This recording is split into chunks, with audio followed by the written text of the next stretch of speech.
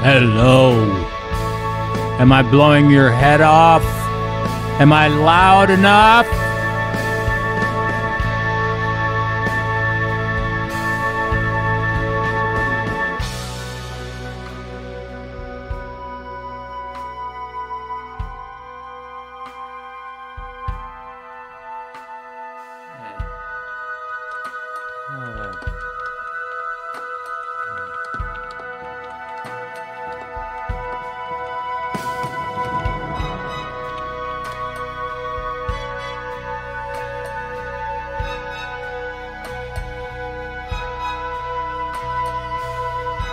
I was yelling.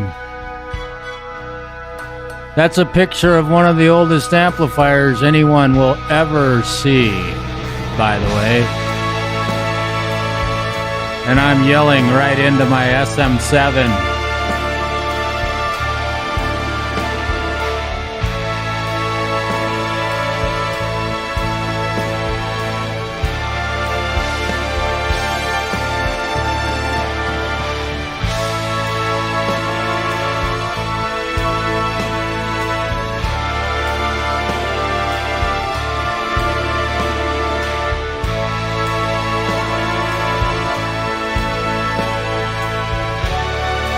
Charlie, what's happening? What? You're not enjoying this classical music that probably all of you have already heard at some point if you watch the right movie. Oh shit. Oh, now my lights are going crazy in here. Holy shit. What happened? Wait, I want yellow. That's better. I realize you can't see me. I'm just being a secret.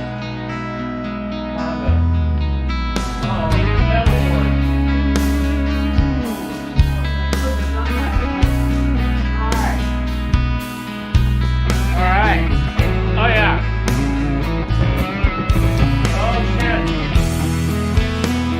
Oh shit. Oh shit. Did you hear that? That's a guitar. Oh man. Ah, damn. I wonder if this thing even works. Oh yeah.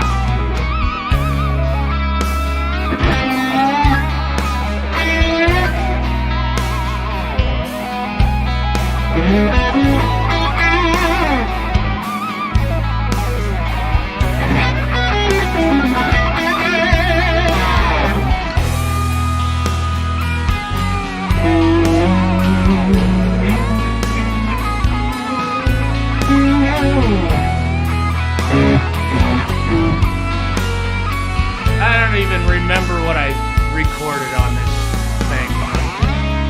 All right. All right.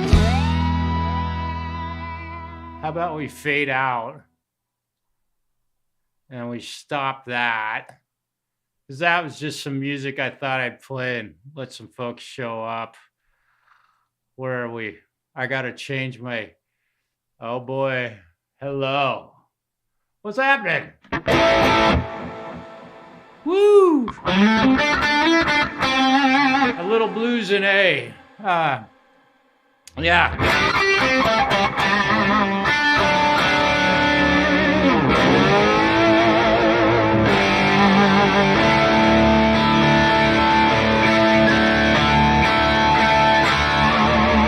Oh, Gary, dude, may your children have a wonderful, wonderful hockey practice. That is that video you put up the other day, and I know you're probably already gone, but man, dude, that was amazing to see you at that show or on the ice where the Canucks play.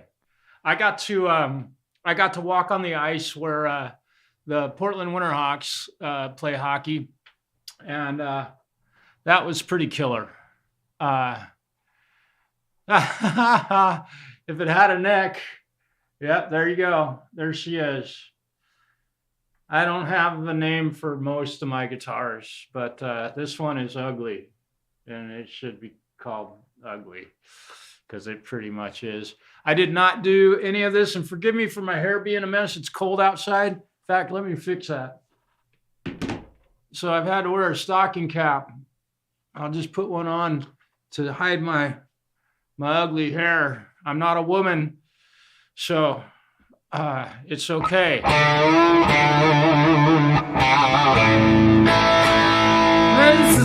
This is sounding pretty good. I want to fix my. Let's go to Reaper with my track control panel. Oh wait, no, that's not Reaper. Let me move this.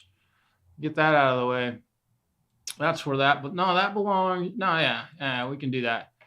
Sorry about that. Let's open up Reaper here. I think it's open. Where the hell did you go? Where's Reaper? Well, I'll be dipped. There it is. Okay. I think my guitar is not set to the right amplifier.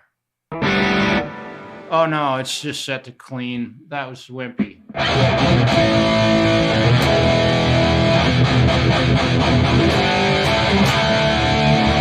Now we're talking.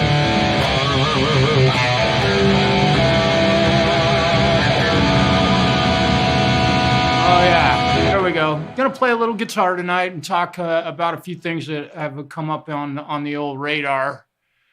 Some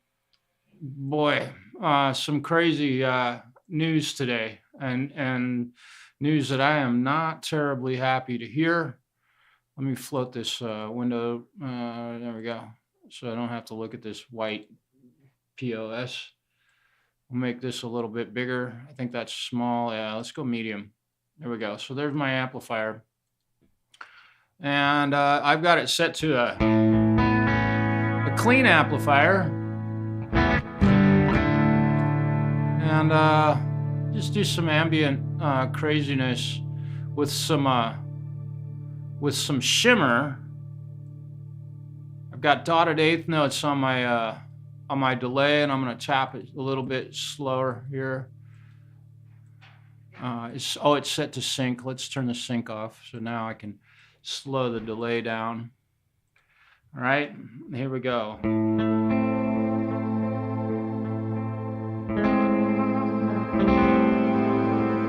we go.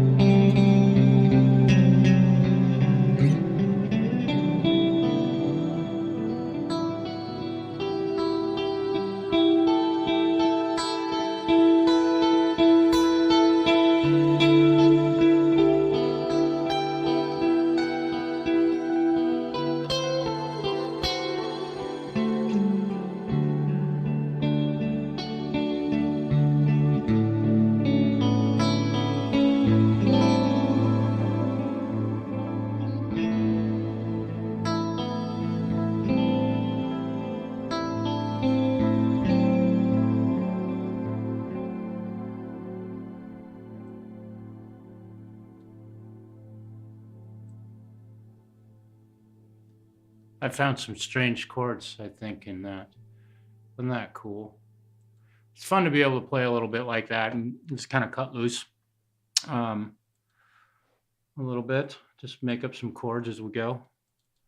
So, how's everybody? Charlie, yes. Rebel Rocker, what's happening? Thank you for hitting the like button. Ed, what's up? Yeah.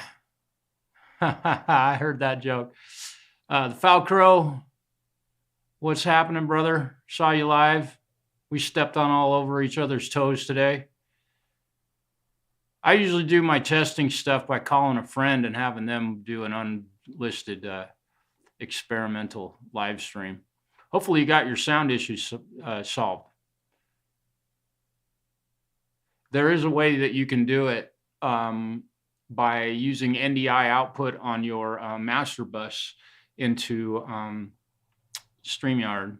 I'm still confused as to why you'd use StreamYard, because you're trying to do interviews, I think. Yeah. Rebel Rocker. Yeah.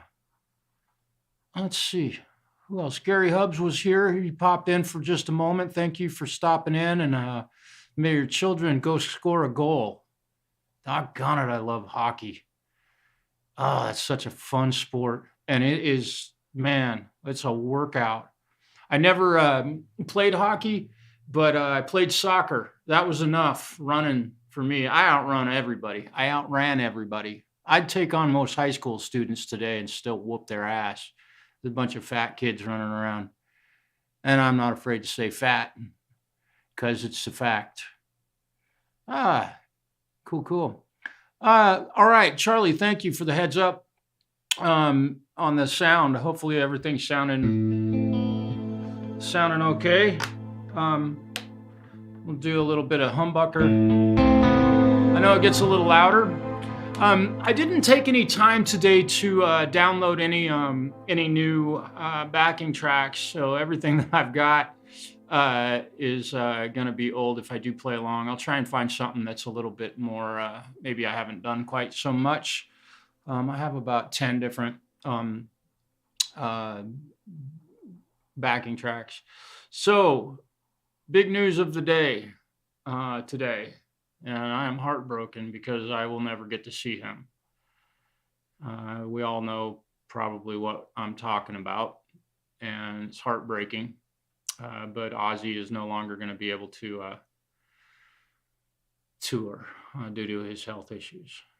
And you know, he's getting up there in the years with regard to his age, for sure. I think he's young at heart.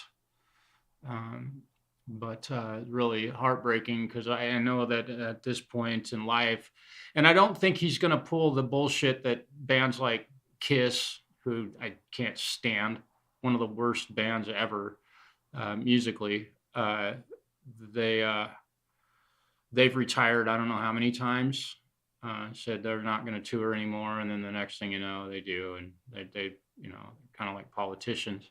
But they're very smart about it because they're just making millions. I don't know how their music sucks so terribly.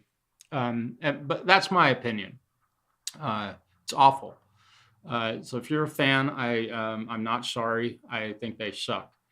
So Ozzy, unfortunately, isn't going to be able to, we're not going to have an opportunity to ever see him. And had he come to a city anywhere near me, I would have likely gone to that show, and I don't care if it was $1,500 for a nosebleed. I would have done it. So it's really sad. And what's even more sad than that, you know, the fact that I had an opportunity to see him. Yeah. Hi, Mike. Welcome. I had an opportunity to see Ozzy Osbourne with Randy Rhoads on guitar. And I believe it was the summer before, it would have been the 81 Diary of a Madman tour, 1981. in July or August of 1981, he played at the Portland Memorial Coliseum. And Randy Rhoads was on guitar with him at the time and still alive.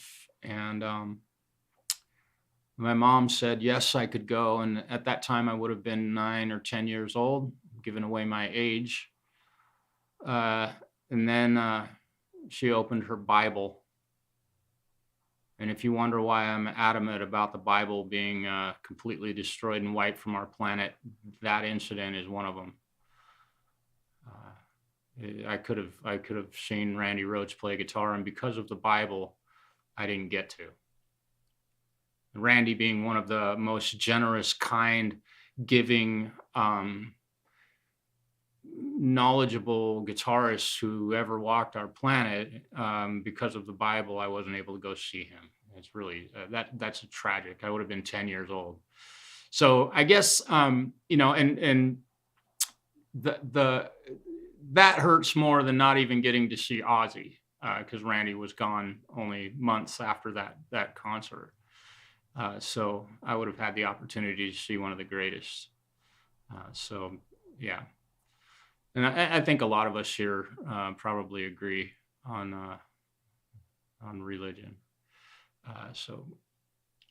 Hey Justin, welcome.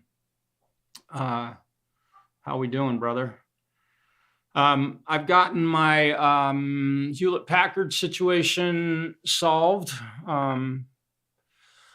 I have contacted them. You all know I bought a new computer.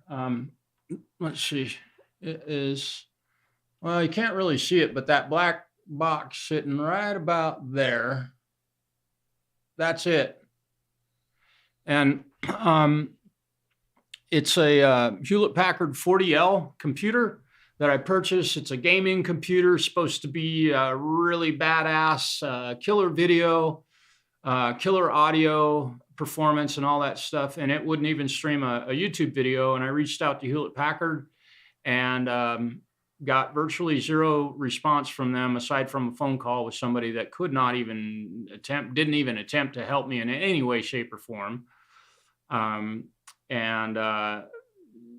Then I sent them an email asking about a refund.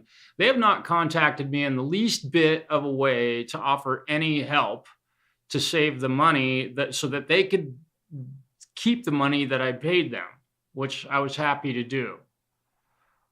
So I got to tell you,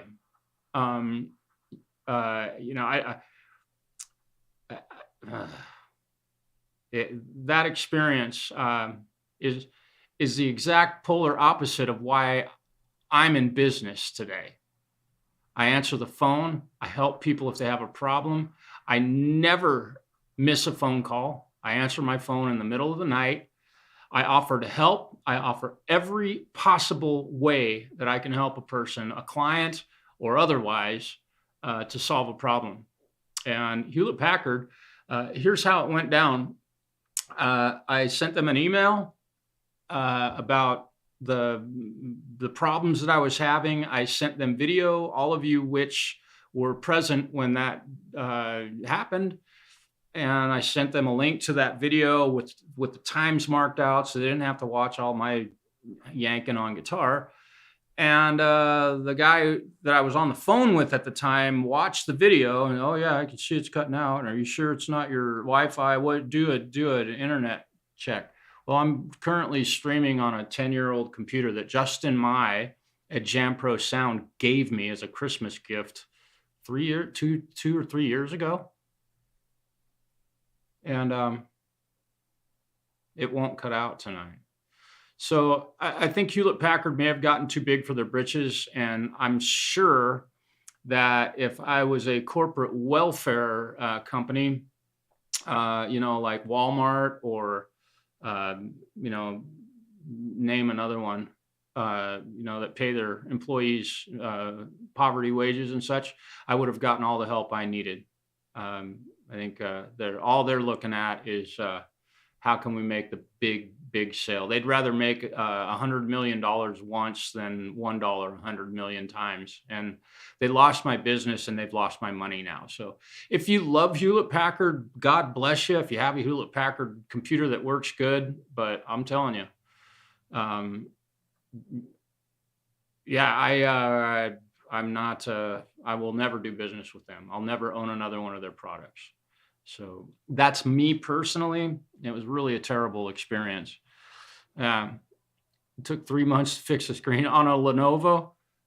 I've got a Lenovo laptop, and those are the only laptops I've ever owned, and they have all been bulletproof. I've never had one fail, never once. They've all showed up. So, yeah, Rebel, you and I are probably two people who have had this odd experience with companies like that.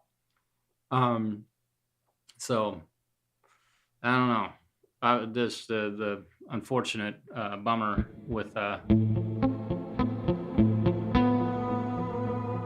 with Hewlett Packard. Just goes on and on and on and on. All right.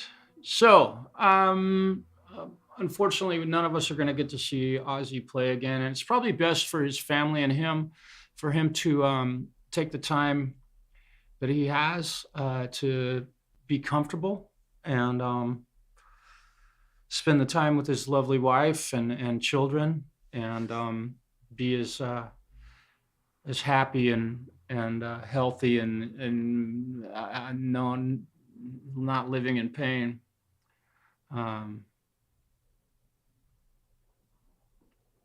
Yeah, Justin, I owned a Hewlett Packard computer when I first started. So I mean, God bless you, Ozzy, and thank you for the impact that you've had on my life. I put that up on my social media today, and people don't really understand or know what an impact that artist has had, from Black Sabbath, listening to Black Sabbath, to his solo career, to all of the great guitarists. Some of the best who have ever lived have played guitar for him. Just remarkable. And I love Zakk Wylde. I've met him personally, and he is a remarkable man and a great humanitarian. So I wish Ozzy and his family the best, and I think he's made a good decision in doing what he did. And if he does go back out at some point in time, some miracle happens, and he's able to get out and play again, I still will buy a ticket, because it would be great to sit in the same room with that man. Arguably the greatest heavy metal artist of all time. I don't even think that's arguable.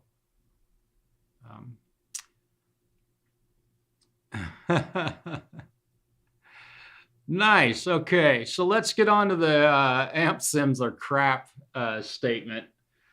We'll move forward here. Quit bitching. Let's see. Let me move this over here. I think we'll do that. So I've got an amp sim here. It was, I'm actually truly in love with amp sims. This is Archetype Gojira. And I have absolutely nothing negative to say about these amp sims. Archetype Gojira, Archetype Nolly, and the Nameless Suite, and the Dark Glass bass suite are four of the, I believe, some of the best in the world. And what they have built into them is really remarkable.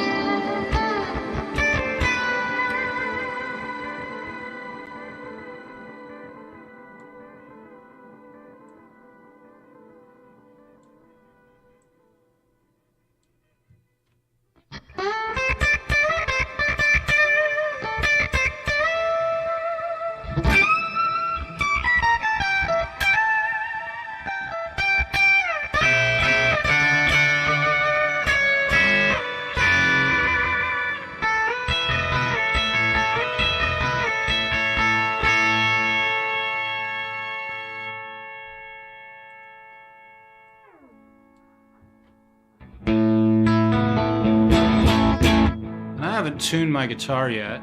And they have these awesome built-in tuners that are really pretty accurate.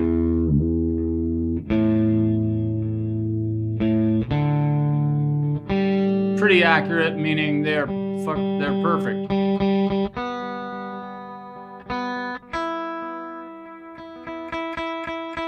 But I also have an amp plugged in tonight, which I don't use. Yeah,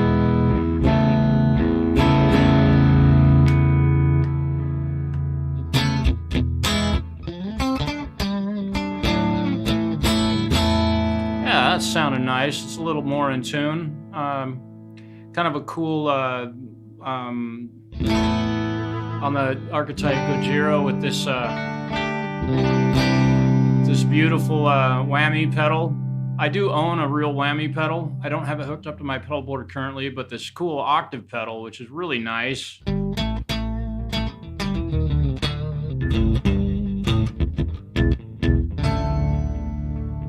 I believe that has a second octave. We'll bring the first octave up and we'll kind of play some bass.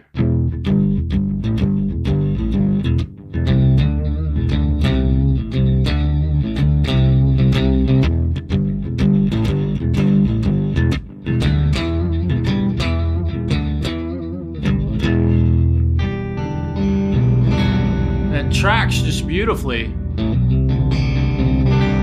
And I'm using this software, mind you, on a 10-year-old computer, by the way. So kind of a cool thing. On this particular track, I've got two amp sims. I've got the Archetype Gojira, and then right here I've got Nolly, which so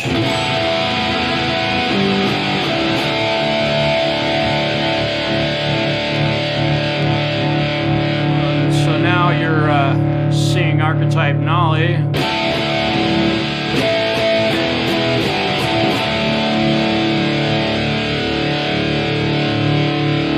I got lots of look at all that shit I got turned on. I must have been messing with this the last time I played this. I'm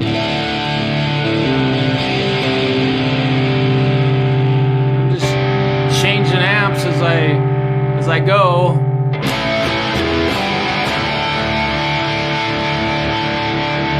Let's take this medium, change the size of this. That's what she said. Let's change the size of this.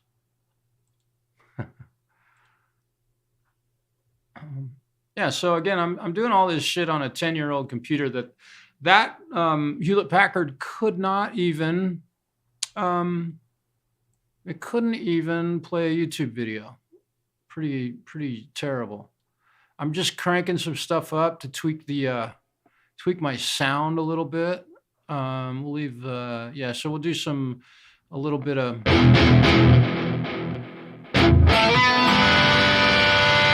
and I'm playing this all by itself. We'll turn the effects off so we can just hear the amp.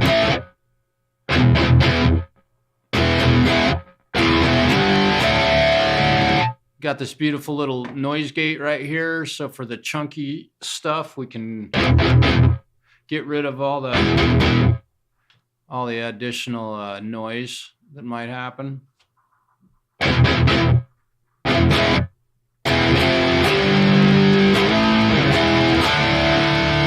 Not on this particular amp, it's not a ton of gain, but we can go to our pedal board and put a tube screamer. Well, we have a tube screamer in front of it. I've got that set. Well, let's crank the level up. So now this would be more like a modern. And I was also set to single coil pickups.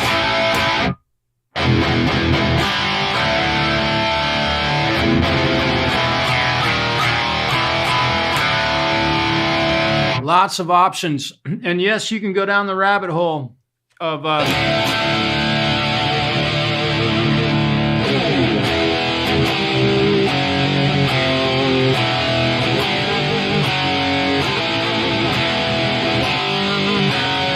tweaking your sounds till you're done tweaking them.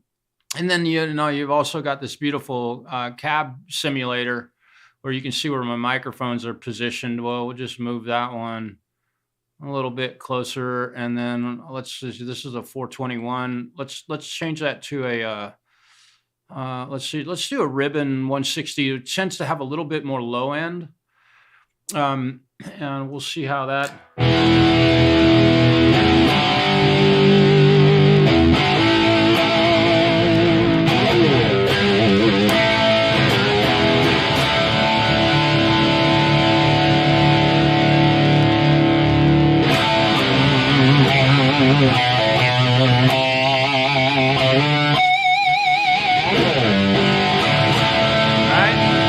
There's amp sims for you, and that's just a couple. So we'll close this down, and let me unplug. Get ready. And people are worried about unplugging guitars. Doesn't that sound pretty? Don't ever worry about unplugging a guitar from an amplifier or an amp sim. Worried about making it go pop. If the pop bothers you, sorry. Okay, I'm gonna plug in to my little Hughes and Kettner over here. That is run into my pedal board, and we'll see what this sounds like. This is an actual real amplifier. They're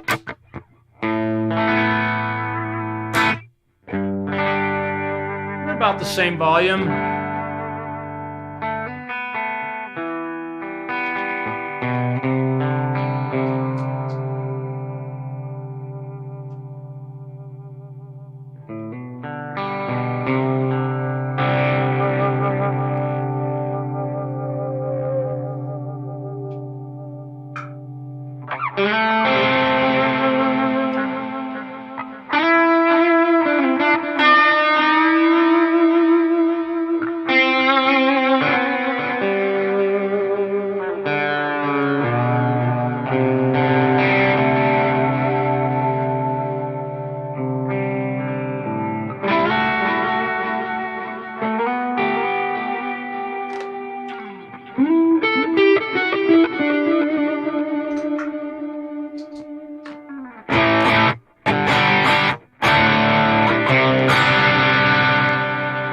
Kind of nice to be able to reach over and just turn a knob and change the amp sound, which is back to old school. And then also to be able to step on the coolest pedal in the world, that would be a Phase 90.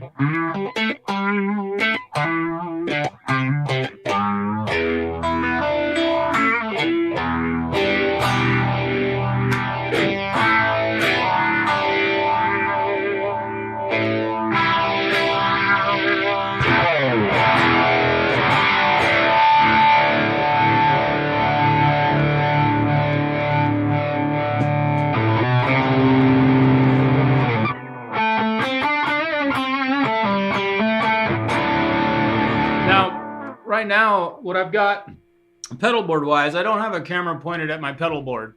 I should have done that tonight, but time got away from me. I'm running a tape machine, a little $50 delay pedal, which is what you're hearing now, which really sounds a lot like a tape delay. If you've ever, and that's something that kind of cracks me up about all these pedal demos and stuff, is that, you know, you want that tape delay. Most people have never touched a tape delay. They've only heard one on a recording, and that's that guy playing through it. So I've had the opportunity to actually use an actual tape delay with a real tape going through it, and they are pretty neat. And this thing does a great job of sounding a lot like it with the degradation and the decays and.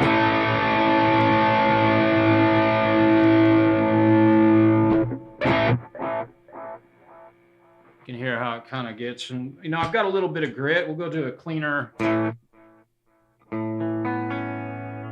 Let's see ya.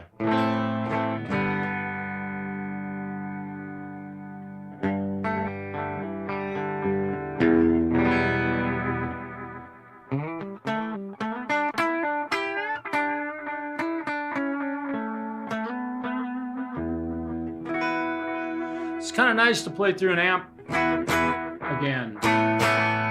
I don't get to do this very often unless I get hired to play a gig, which doesn't happen hardly ever.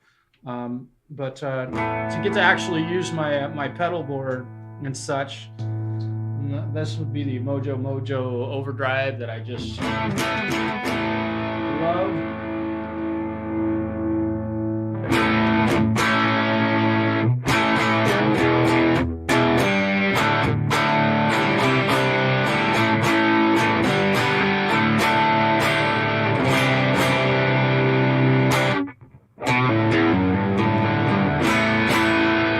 Okay, now my Hughes and Kettner amplifier does not have there's no cabinet.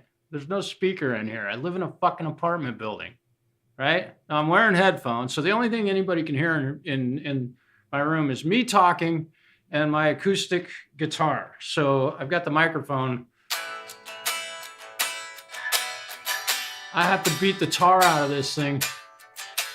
And nobody around me is going to hear anything. But the moment I turn my volume up, it's still silent in the room, but it's coming in my headphones. And if one of my neighbors wanted to complain, I'd call the apartment manager or have the police over to find out what the fuck they're complaining about. If I can't have a conversation in my apartment that I pay rent for with somebody, because again, the only thing anybody's going to hear is my guitar acoustically in the room, which with my amplifier or with no, that's what my microphone's picking up. And I'm sitting right in front of it. I mean, it's literally 18 inches from my, right? So if you got complaints, put some headphones on, definitely. And problem solved, right? Let's see. Let me check our comments. Wow. Gary, hello, man. Welcome back. Hopefully you're, yeah, Rhodey, you've inspired me. Let's see. I don't know. The yellow SG is right there.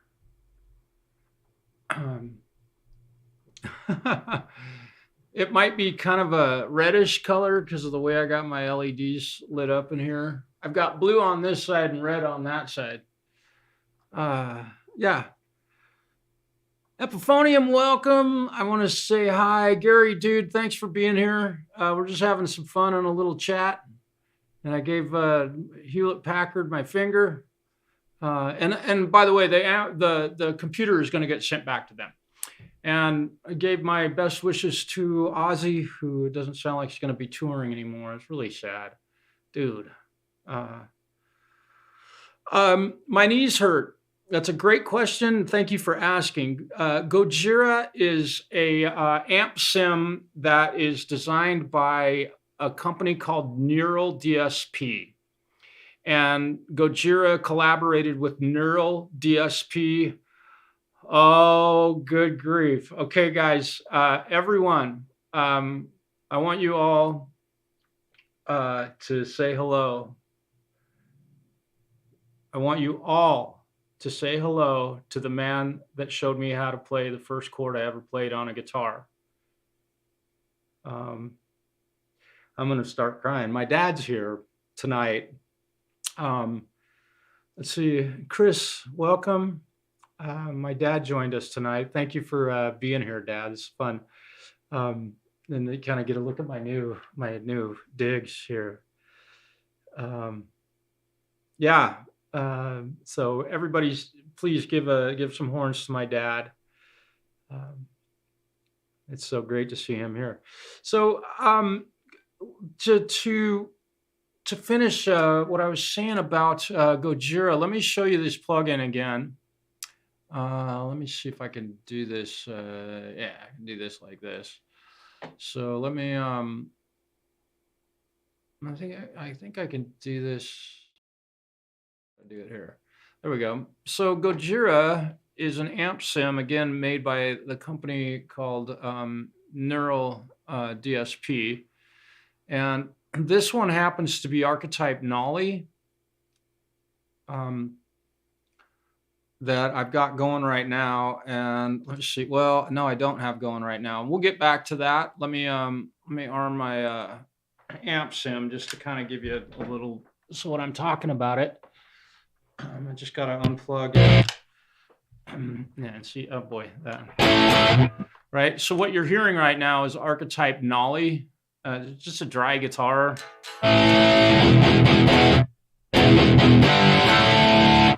You guys, the reason I play guitar is literally in the chat right now. I've known a lot of you for quite a long time, a lot of years. So that's the reason I do what I do. It's why I fix them. It's why I work on them. It's why I clean them. It's why I play them. It's why I record music. He's the reason. And he made me, and I'm so grateful to him for that. Everybody wish him a happy birthday. His birthday just passed here mid-January this year. So say happy birthday.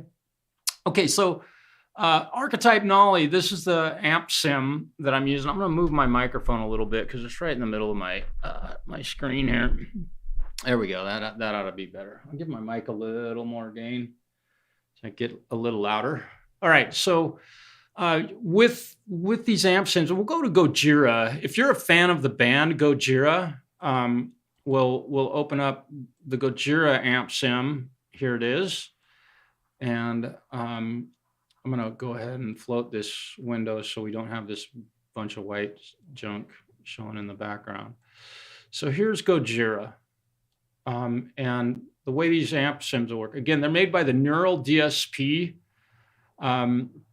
And Nolly Norgid from the band, is it Periphery or Polyphia? Which one of those P word bands?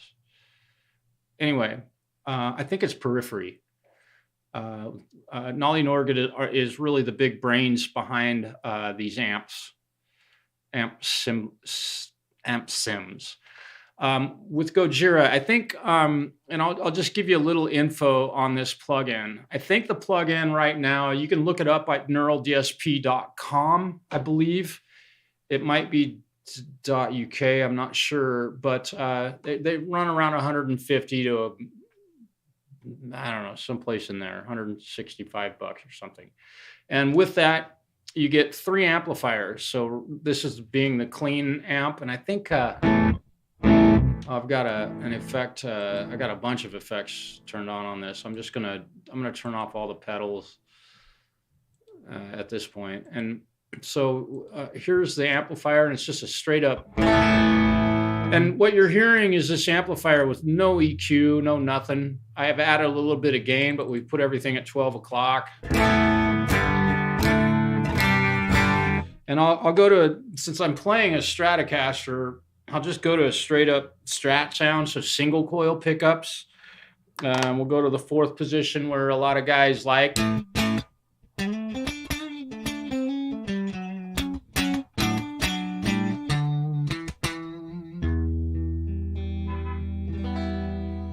Somebody's honking their horn outside.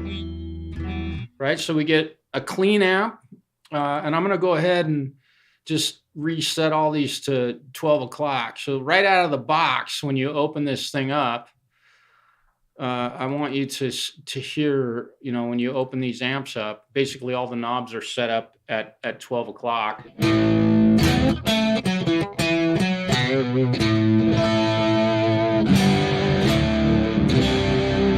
Right? And again, I've got a Strat tone because I'm running single coils on this right now. Single coils, humbucker. Single coils, humbucker. So we'll just stick with the Strat tone for now. Right, so we get a clean amp, a crunch amp, and then a pissed off amp. Right, we'll go ahead and set this all back to 12 o'clock so you can hear what these amps basically sound like right out of the box. Let's see, I get it to level. Right? So very cool stuff with these amplifiers. And you turn the knobs on them just like you would a normal amp. So if you want, let's just say a Metallica type tone. We'll do this. And we'll do this. Right? We want Metallica. Not a ton of gain. And we need to back the presence off and maybe add just a bit of depth. And we'll go to humbuckers on the guitar. Bridge pickup. Oh, wait. What the heck is going on? That sounded kind of funky. Really?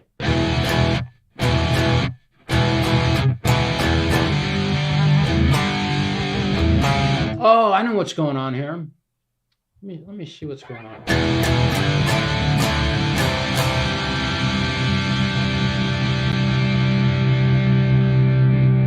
I think I know what's going on. Oh, is Nolly still running? I think I may still have. No? This is sounding.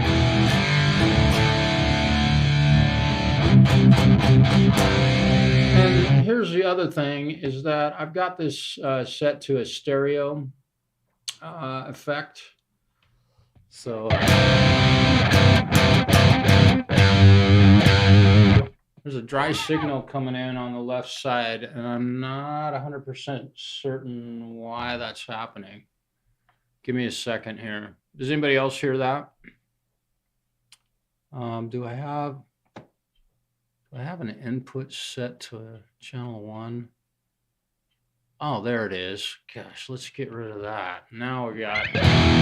So that's been going all night.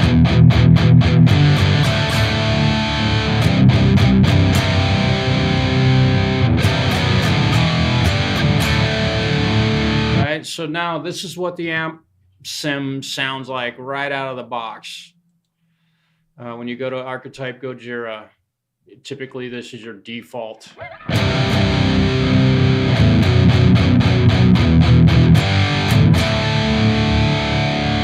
Pretty badass. And in front of it, you've got a Digitech whammy pedal. You can turn it on, and you need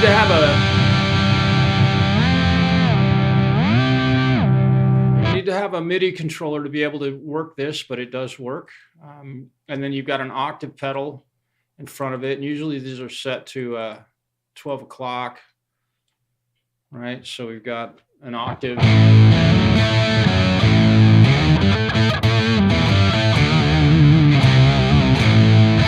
Right, so for $150, you get these two pedals. Now this pedal by itself is in the $300 range, all by itself, the Digitech whammy. Okay, so there's that. And then in front of the amplifier, also you get all these overdrives and sort of a fuzz pedal, a phaser, which is reminiscent of the Phase 90. So we'll try the phaser out first, and usually these sound best.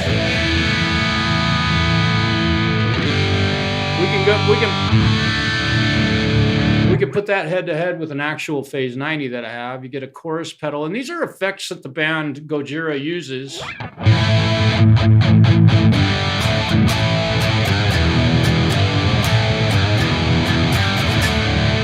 can't play any of their riffs, but beautiful effects. And we'll go to the clean amplifier down here, and we'll add some dirt to it. Right? And we can really drive it up and get some angry. It's very much like a fuzz pedal in a lot of ways. And then you've got an overdrive pedal here, which is very similar to, it's got a little more gain than a Tube Screamer. But very, very similar in its behavior. So that's in front of the amplifier, and then you've got your three amplifiers, right? So we've got a clean, a dirty, and a really dirty, right? Which is cool. And this is one of the more powerful tools in this EQ. This EQ, for dialing in a tone, and almost immediately you can hear this. We'll add some air in the 8K, and we'll bring up some 16K that I can't even hear, but now. So with just a couple of throws of a switch,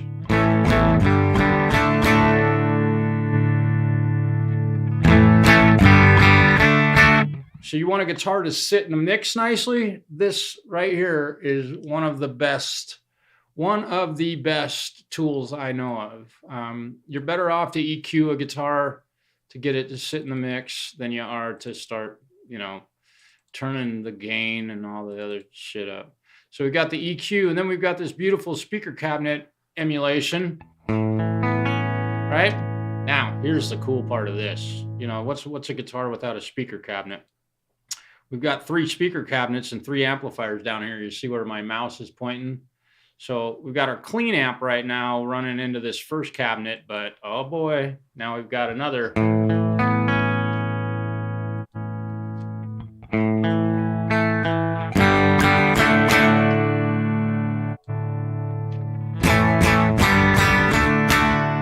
Man, it's amazing what you can do. And I think each one of these cabinets at this point, they all have the exact same microphones, a ribbon or a Royer R121 coupled with a dynamic 421. So there's your speaker cabinet emulations that you get with this package. Go buy a 412 for $150. Okay, there you go. And then, or a 212, we'll just call it a 212 because you only get 2 microphones and you can pan them in wide stereo. So let's do that. So we'll pan the ribbon or the dynamic 421 to the left or all the way to the right and your other left. And so now we've got a nice, and we'll get the levels set to the same. So now we've got a nice, and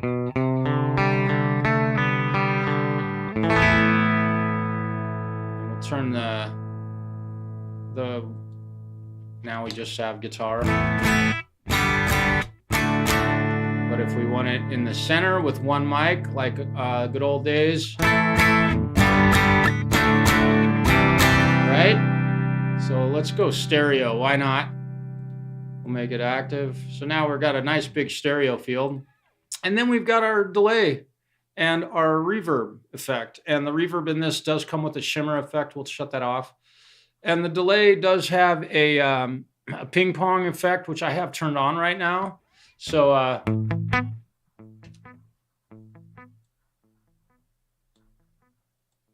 and you can adjust the feedback tone so you can make it nice and bright.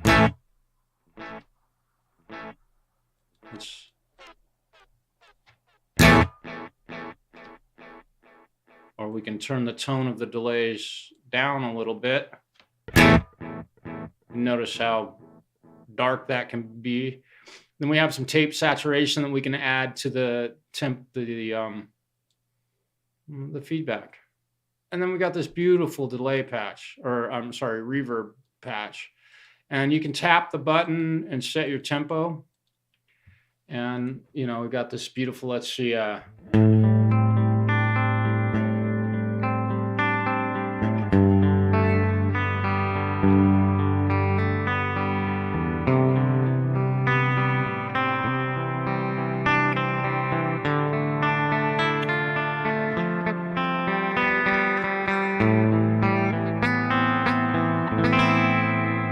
get these beautiful clean tones. You can have the same effects for a ripping lead tone.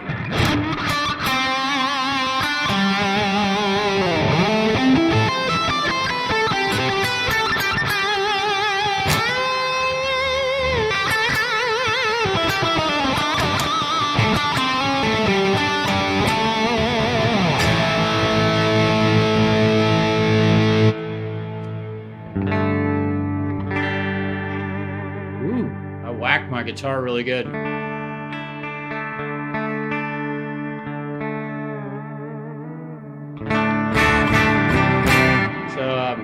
There you go. There's Archetype Gojira. Basically, in a nutshell, the amp sim, right? All right. Let's hopefully that helped some folks see what that thing can actually do. It's pretty awesome.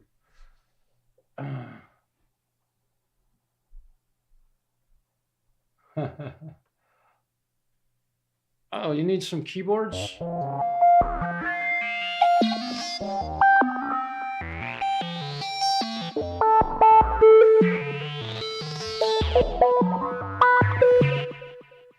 Hey, we could do some keyboards in here.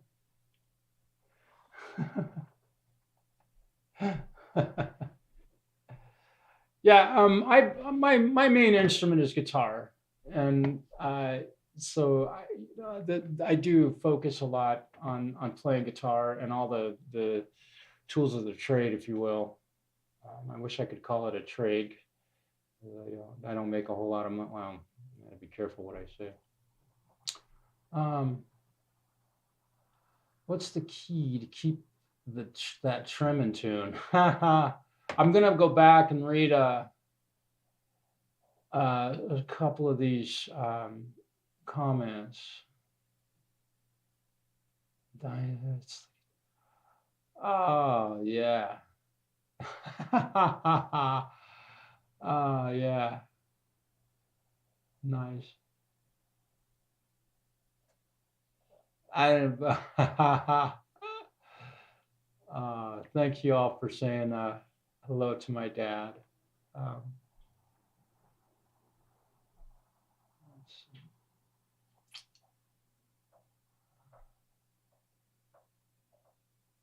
Oh boy. Okay. What's the trick to keeping the trim in tune? Well, as you can see, it's not perfect. It's number one to have a good tuner. Uh, I try not to use the snart just because they look dumb on a headstock of a guitar. So I'm gonna tune up real quick.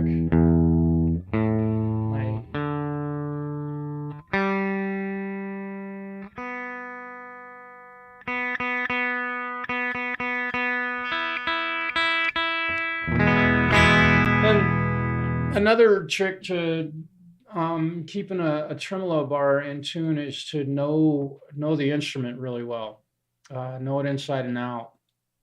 Um, these types of tremolo bars are not made for Eddie Van Halen types of. Oh my goodness! Wow, my knees hurt.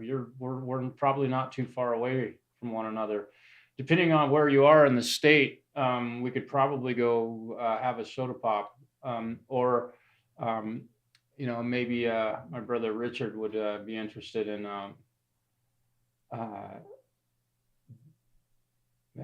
going and meeting you for a soda pop. It's fun to meet people that we've all met on these online music communities in person.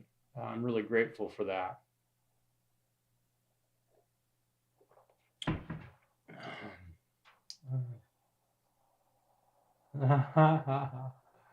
It's my secret. Nice. Oh man. Yeah, you're in my hometown, brother. That's cool. Portland. What a beautiful city it was. Um, I say was strongly. It was a beautiful city. It was one of the greatest places I could have imagined growing up.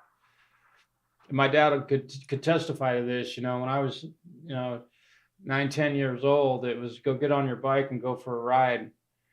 And I would literally ride my bike to downtown Portland, um, and go to Apple Music. And uh, now a 10-year-old wouldn't make it probably. I don't. That's um, propaganda maybe, but nonetheless, it is a shithole now.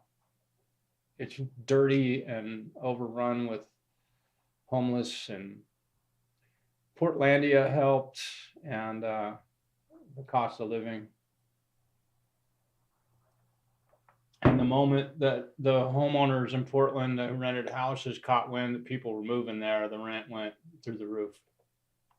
So, yeah, Portland was a beautiful city. I'm so glad that I got to grow up there. And I'll just say that the town that I live in now is very much like the city that I grew up in up there. You can go for a walk, and there's not garbage all over the place. And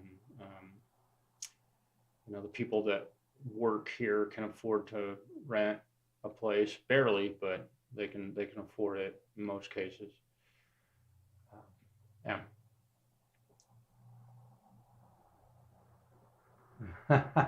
Stay for a week.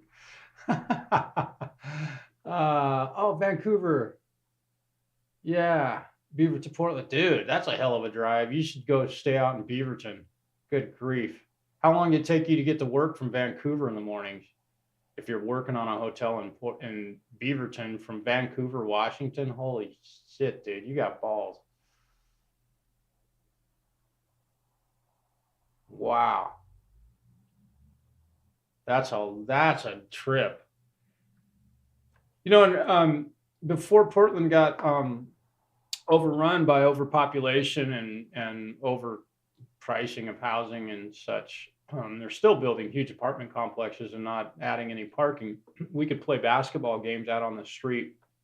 Um, we would play basketball games on Winchell and Burridge, the intersection that I grew up on, right up just one block from my house, less than a block. You see us playing basketball from the front porch of our house, listening to Ozzy, just blasting music out there. Staying a 20-minute commute. Staying in Are you sure you're in Beaverton? Even if there was no traffic on the freeway, that would be a 20-minute commute. I can't, there's no other way to get over the Columbia River there. I'm confused. Hillsboro, yeah, that was a beautiful city too. It still is. Hillsboro, although it's getting kind of overrun too. And you know who would know a lot about that is my buddy, the Falcrow. Although he lives in a pretty beautiful place up there, Forest Grove. Oh, okay. Ohio, yeah, Canyon Road. Yep, you bet. Hi, Preston. Welcome, man. Uh, it's Stephen. Oh, man, we're in the presence of some greatness tonight. Um, it was nice to see you and talk with you a little bit today. Thanks for sharing a little bit about your work, Stephen. Um, okay.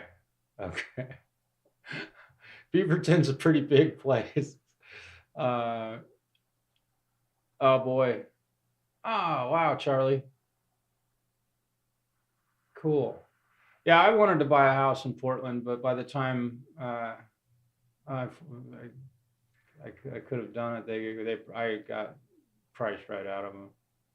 No way. I was a journeyman plumber, and couldn't afford it. Um, I couldn't afford to buy a house. It was so expensive. It just didn't make sense. I had I done it, I suppose I might be halfway done paying it for it by now. Uh, yeah, Canyon Road, Highway 26, 405 to I-5, probably. Uh, yeah, Falco could probably drive to your house in 20 minutes. You're literally very close. I'll be careful. Oregon's most haunted hotel. That may be. That's cool, man. Welcome to Oregon. Welcome back to Oregon, I should say. I'm drinking some Diet Pepsi tonight.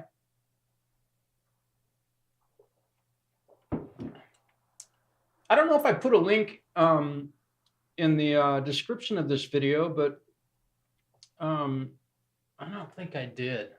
Let me check. Let me look. Oh, no. Okay. So, yeah, man, being a plumber up there, I drove every street in Portland, literally every street, and I watched it be destroyed by the overpopulation. Um, uh, so let's get back to some amp sim stuff. Uh, to Oregon is the new Glasgow. um, Speaking of coffee, I might grab myself a cup of coffee. I just heated some up from that I made this morning. And if you're just joining us, welcome. Um, yeah, I'm curious about those guys that are here. There's quite a few guitar players that I recognize, um, and I know that the Falcro uses amp sims, and he does have an amp. But the rest of you, are any of you or all of you um, using guitar amp sims in your daily playing uh, process, or do you prefer to play through an amplifier? You pretty much have to own your own home in order to actually play through an actual amplifier. That's a fact. I couldn't play through an amp here. I would get into some serious trouble. Well, I wouldn't get in trouble. I just my neighbors wouldn't appreciate it a whole lot.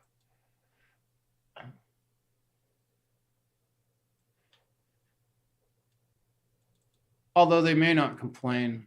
I've never fielded a complaint. Yeah, curious if you guys are using, if many of you are using amp sims.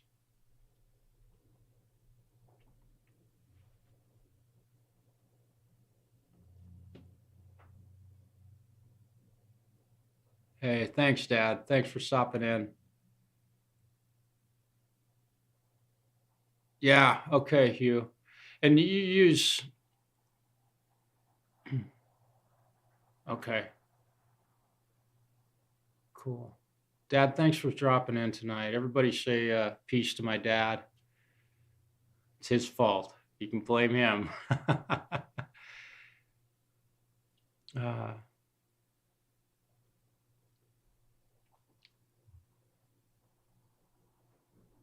okay, okay. I'm kind of waiting to, yeah, okay.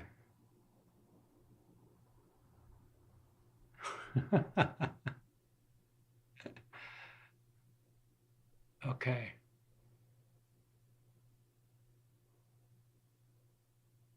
Okay.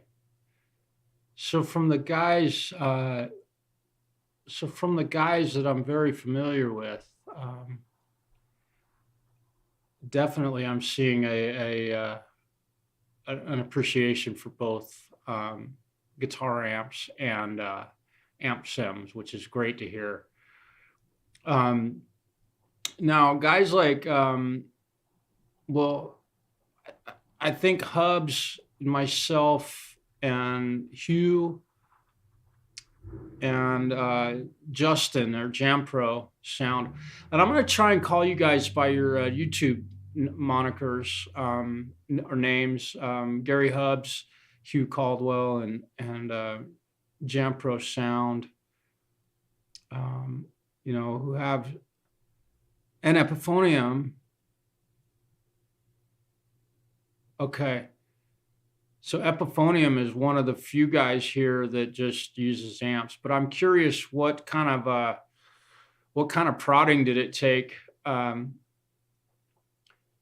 to get you to actually go ahead and go, okay, amp sims are they're all right.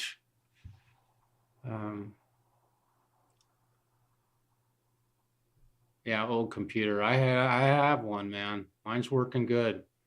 I thank Jam Pro Sound for that. If you guys have questions or need information about audio recording, hit him up. He might charge you a small fee, but it would be worth every penny. Subscribe to his channel and give him some love. He doesn't have a ton of content up yet, but he's really working hard. But I'm curious what it took to get those of you that played through amps. And I'm guessing that myself, Gary Hubs, Justin Mai, Hugh Caldwell, probably Epiphonium also, all played through amps. uh, until Amp Sims. Uh, okay. Hybrid Vox, PV Bandit. Okay. Oh yeah, those are PV Bandit's one of the most underrated amps ever. They're incredible amplifiers. In fact, their high gain sounds are just fantastic. They're loud.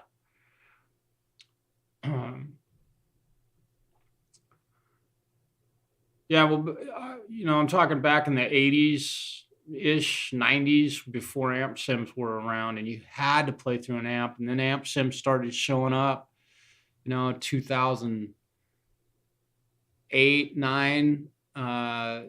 The Line 6 pod showed up earlier than that, of course, but started to turn some heads like, wow, why do I buy in this $2,500 amp head when I could buy that for $100? And it's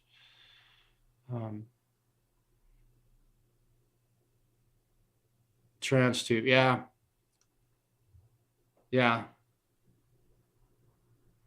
Okay, so yeah, and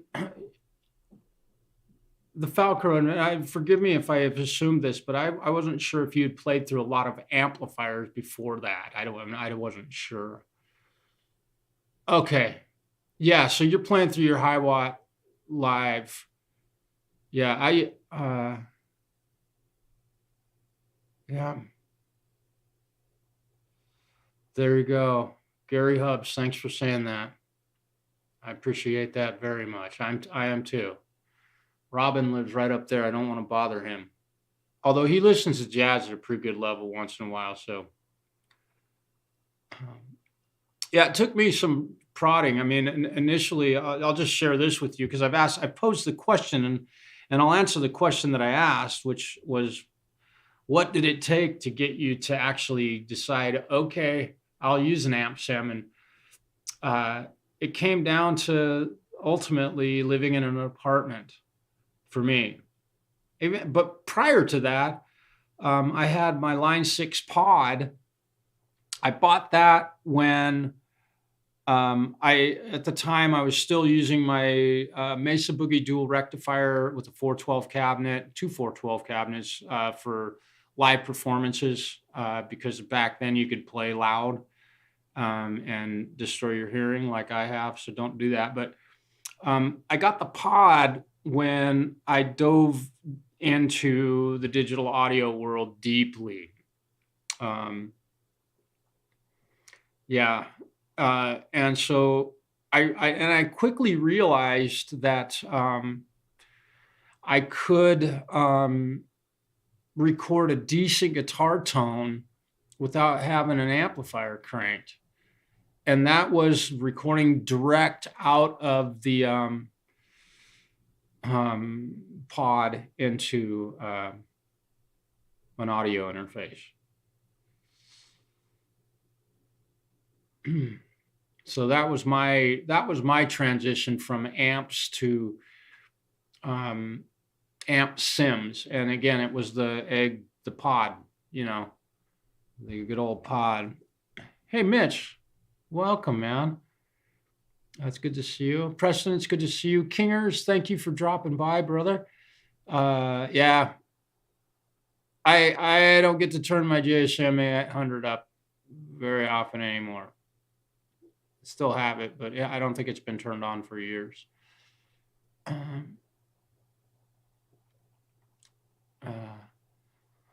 Yeah. But Kingers, and this question is, I don't know if you had heard the question that I posed earlier, but what did it take?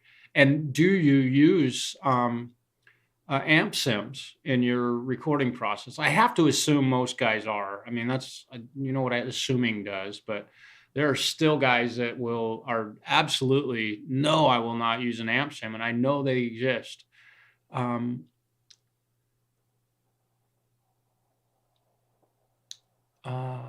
Mitch, thank you for your help and your persistence with trying to help me get that computer problem solved.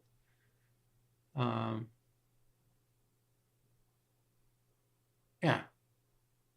Hobbs, yeah, that's a great answer. That's a lot my policy. Very much my policy.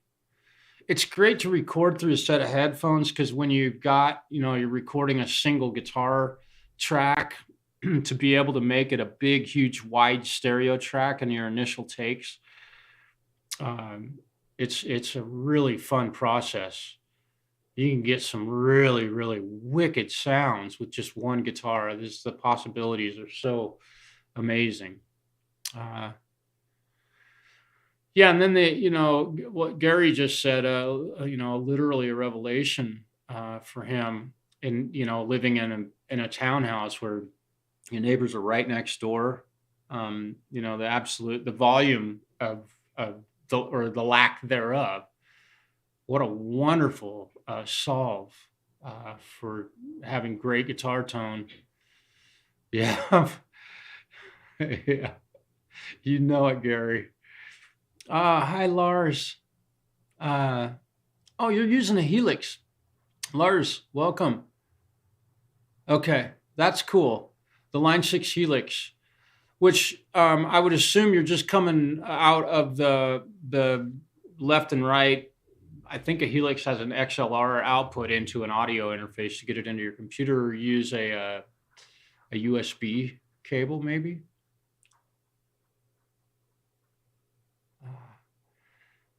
Yeah, there's not much better than playing a guitar and having it come out in stereo in your headphones. It's just such a great feeling. Uh, yeah, yeah. Um, okay, so Kieran's use amp sims for recording. Okay, Kingers, that's a man. I welcome to the world of amp sims. Yeah, and you know what's amazing is that amp sims have gotten so good at, I owned a dual rec, and I still own a JSAM 800, which I haven't plugged in for years, many years. And I don't think they sound as good, honestly. Call me a traitor if you want. Oh yeah, and Hugh, you got that GTX. Yeah. Right. Okay, perfect. That's great. Okay, that's a great way to record. That's a great way to record, Lars. And again, I've used the pod back in the day.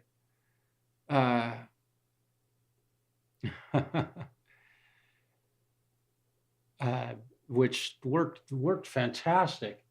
And speaking of stereo guitar sound, let me get over here. Let me shut this off. I'm going to do a little bit. Let me change my camera angle here. So I've got my guitar. So let's pan that left, and let's unmute that, and that's panned right. So I should have a nice stereo.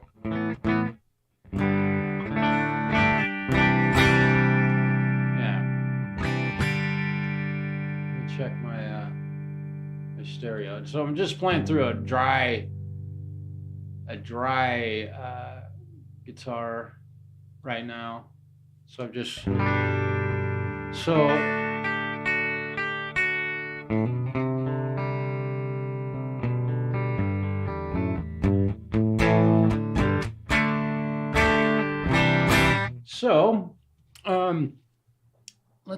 let's go up here. Quite sure what's going on here with this. I'm gonna have to let me make a little mixing adjustment. I'm not quite sure why. Oh, that's what's up with that. All right, so I'm gonna see. Let me see if I can play it.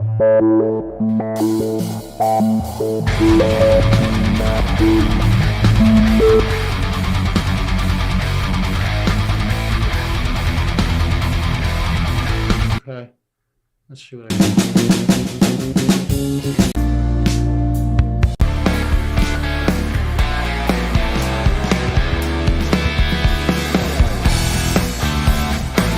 Okay, let me fix this real quick. I got too much over. I've got to make a little edit to my backing tracks here because for some reason these all got like a crossover put in them, and I don't know why. This should turn. Oh, whoa! Holy smokes! My mouse just jumped off the page. Well, maybe this old amp ain't, or this old computer ain't so reliable. There we go. That's what. Oh no, that's not what happened. There we go. One of these things got moved. And forgive me, I'm just making an adjustment to these crossovers here. I'm not quite sure why this happened. Holy smokes! There we go.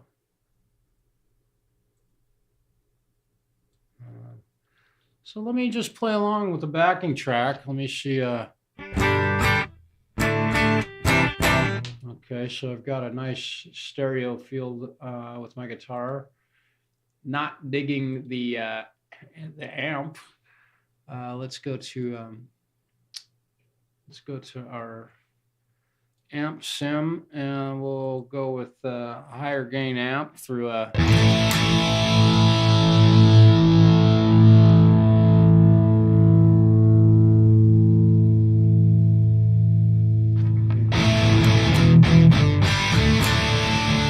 Add a little bit of a delay, not too much. I don't want to put a bunch of reverb on it, but I will use a touch of reverb because I have no idea what I'm going to be. There we go. And we'll do a panning delay. And I'm just going to take off on a little ride here. We'll see what this sounds like. Should crossfade into something here.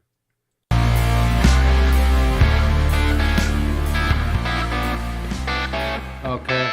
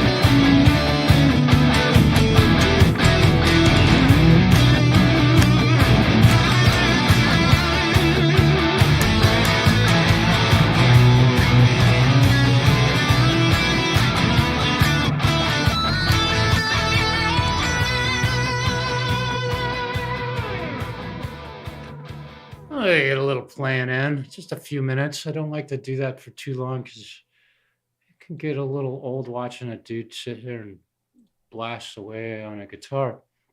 Ah, ah. Let's see. Cool, cool. Let's see.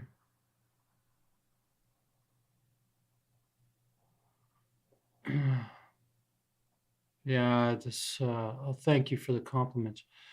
Um, yeah.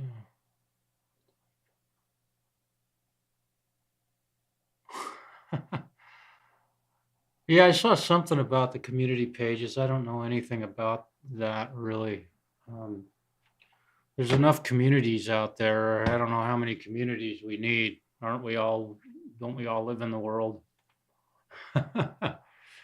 If we can all see one another and talk to one another at a moment's notice, it's awesome.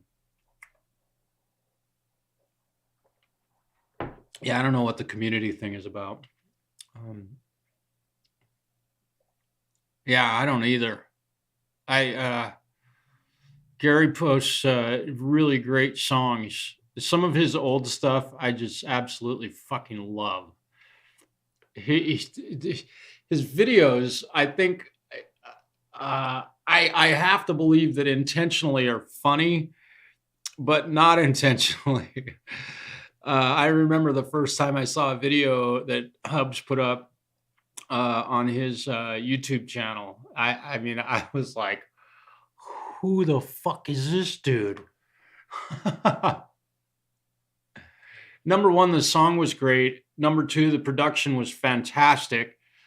Number three, he did it like on a fucking iPhone. And number four, the video was just fantastic. So my compliments, man. I have loved you since the day I saw that first video, and that would have been on the Metalhead Hippie Show back in the day.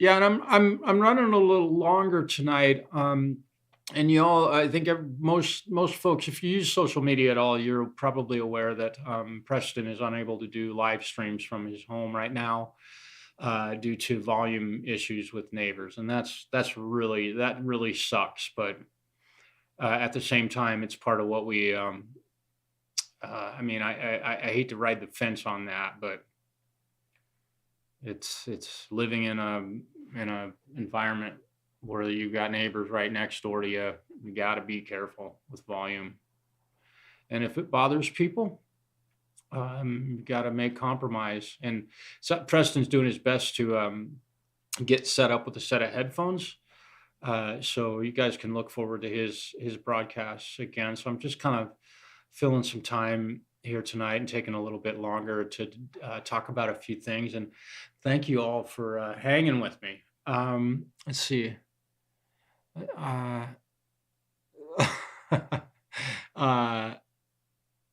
yeah.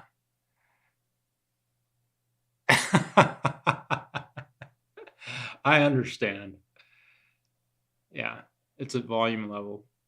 Yeah, I would get yelled at if I was playing Iron Maiden and stuff at the hours that you are, regardless. Uh, um, oh yeah, I don't want to use. I have a microphone. I like talking into my SM7, and if I turn my speakers on, I would risk having a feedback. To answer my knees hurt question, um, Andy, welcome. To answer your question, I don't want feedback here in my room. I could easily turn these speakers on and put a gate on this mic to protect it from that, but that's more trouble. And the potential is to make this great microphone sound like shit, to make sure that there's no feedback. So you're hearing, and I'll show you my mic setup right here. This is it. No, I'll put it right there. That way, when I bring my guitar up, you can't see what I'm doing, right? Yeah. All right on, Gary. Have a fun night. Drive safe. All that stuff.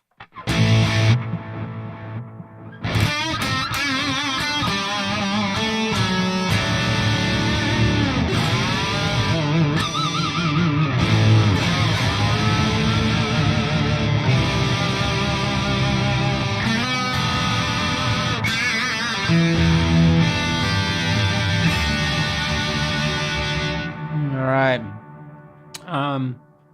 Let's see. More headphones. There was no volume in the room. Must be. Yeah. My neighbor's bedroom is literally 4 feet from where I'm sitting right now. I shit you not. Guess how many complaints I've fielded? And I don't care to ever field one. But I've also been playing through headphones in the recording world when digital audio recording became a possibility at home. Pretty much been using headphones since 1999-ish. And back then I even had my own place, but it just made sense to wear headphones because you can hear stuff so much better. Yeah. Mitch, and yeah, that's the case for a lot of us. Yeah. Yeah, Andy, your post is exactly right. And you know, if you do own your own home and can get loud, God bless you. Uh, No, I miss those days of being able to play loud and play through amps and stuff. But you know, I've said it a couple times tonight. You know, I destroyed my ears playing through loud guitar amplifiers. I can't hear what.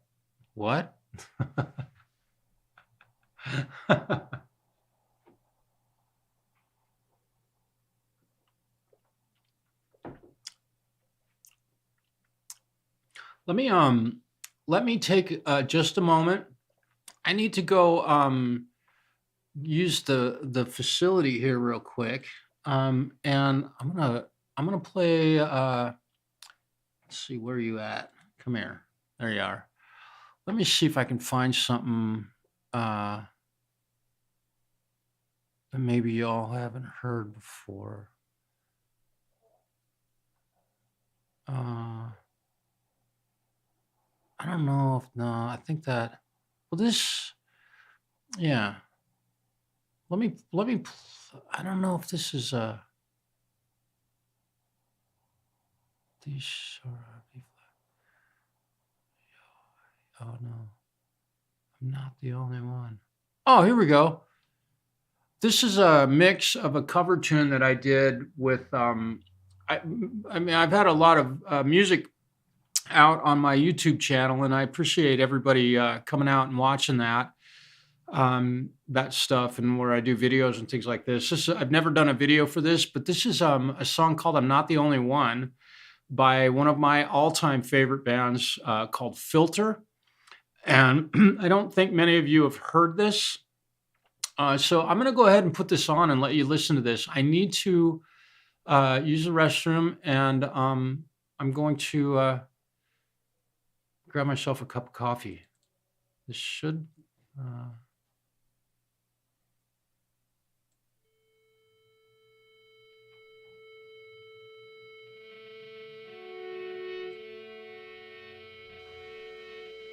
So hang in there. I'll be right back.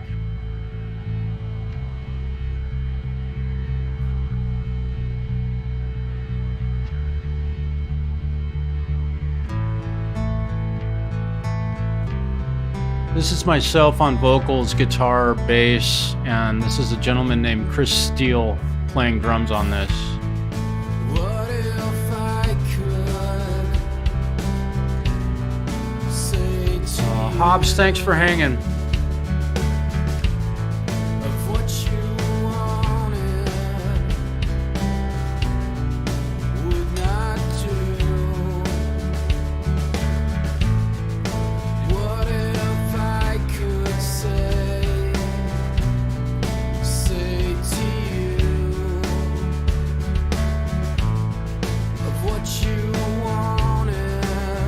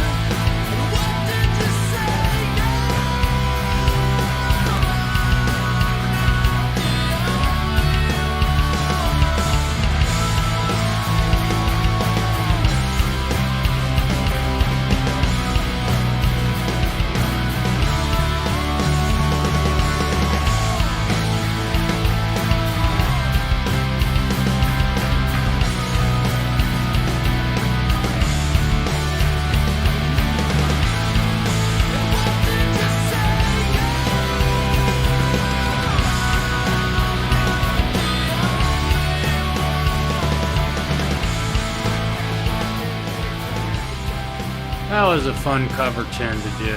I love that band. I got to go watch Filter the only time I've seen them live, and about 19 what year was it? They opened for White Zombie. I want to say it was oops. Let me cancel. What an amazing show that was. Truly remarkable to see those two bands. Thank you. Um, Chris would love to hear that. The guy that played drums on that tune, let's see, that was recorded. He recorded those drum tracks, I want to say about 6 months ago. And he had gotten a Strike Pro digital drum kit about 3 years ago. We were talking about collaborating and doing music together and stuff, and so he got that Strike Pro drum kit, and nothing. That's the only song I can think of that we actually play together on. He has a very busy life, and the dude is such a fantastic. I could show you video of him playing drums. Some of you have seen video of Chris playing drums if you've watched the Falcros show at all. And Chris did all of his own drum sound on that. The way I mixed that into the recording was I had recorded drums using, gosh, dude, I recorded that song, 6 years ago. 6 or 7 years. It's been a long time ago. Elisa's Strike Pro, I believe. Yeah. Only we used Easy Drummer 3 for the sounds. Easy Drummer 3's drum sounds blow Elisa's samples out of the water, in both of our opinions. At least Chris felt and I felt. So he put down, he played the drum track to the backing track that I sent him. And how did we do this? Seems like he sent me both a stereo mix of his drum track and a MIDI file of his drum performance. And so when I dropped the MIDI file into my version of Easy Drummer, which we both own Easy Drummer, I asked him what his drum kit was, and he told me which one it was, and I grabbed that. And so all of his performance was preserved with respect to the impacts or the velocities of his hits, but that was it. And I think what I ended up doing, though, rather than using the MIDI file, I ended up using the stereo mix that he rendered off of his drum performance. So it was really kind of a cool way to do it. So that's the drums on that one. Seen Filter in '99 at a festival. What okay, they're big into the festival scenes. They do a lot of festivals, but I saw them the last show of the White Zombie, "More Human Than Human," I think was a song on the record, maybe. So it might have been after 1999. Nah, it might have been earlier than that. I don't remember what tour it was. They still had, it was White Zombie, and it was the last show of the tour. And when Filter was getting done, White Zombie had hired a bunch of strippers to go up on stage and mess with the guys. And so all these strippers were up on stage with the boys. And it was the time when Richard Patrick had broken his leg skateboarding and had to do like half the tour on crutches. And then when White Zombie went up, their crew and Filter had hired a bunch of like these weird looking clown characters, and they all jumped up on stage. It was crazy. Just an amazing show. Use drums in DAW. Yeah. I use Easy Drummer 3, and we can kind of get into a little bit of that. I'm happy to Constantly Mario. Yeah. Astro Creep. Yeah, I don't remember what tour that was, but it was I mean, of course it might have been where Filter had done they did Short Bus, of course. It was not that tour though. Um John 5, it was not. It was before John 5 was in the band. This was the original lineup of White Zombie. I so wanted to meet their bass player. Oh God, I'm in love with her. She is amazing, an amazing talent, but very, very beautiful woman also. Um, it was so weird to see somebody that look like that playing that kind of music. I was like, oh God damn, Rob, what a genius. Um, let's get into a little bit of that. I'm going to move this to the side. I think now I'm going to put it over here. I'm going to shut off my, let's go to my Reaper project that I've got going here. I'm going to shut that down. Let's open EZdrummer 3. I'm going to bring this up. I think. Yeah, here we go. Go to grooves. Let's find a groove. I'm going to grab a guitar. We'll just, we're talking about amp sims and using amplifiers and things like that. I'm going to go ahead and play through my good old amplifier. And I'm grabbing the old Les Paul. Yeah. I haven't played this guitar for a while. Check my tuning. Oh my God. I love it.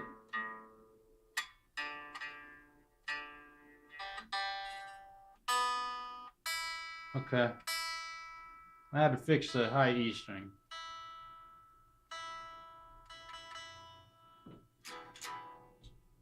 Okay. You're hearing that through the microphone. I realize that. So we'll turn the old Hees and Kettner on. Should have some.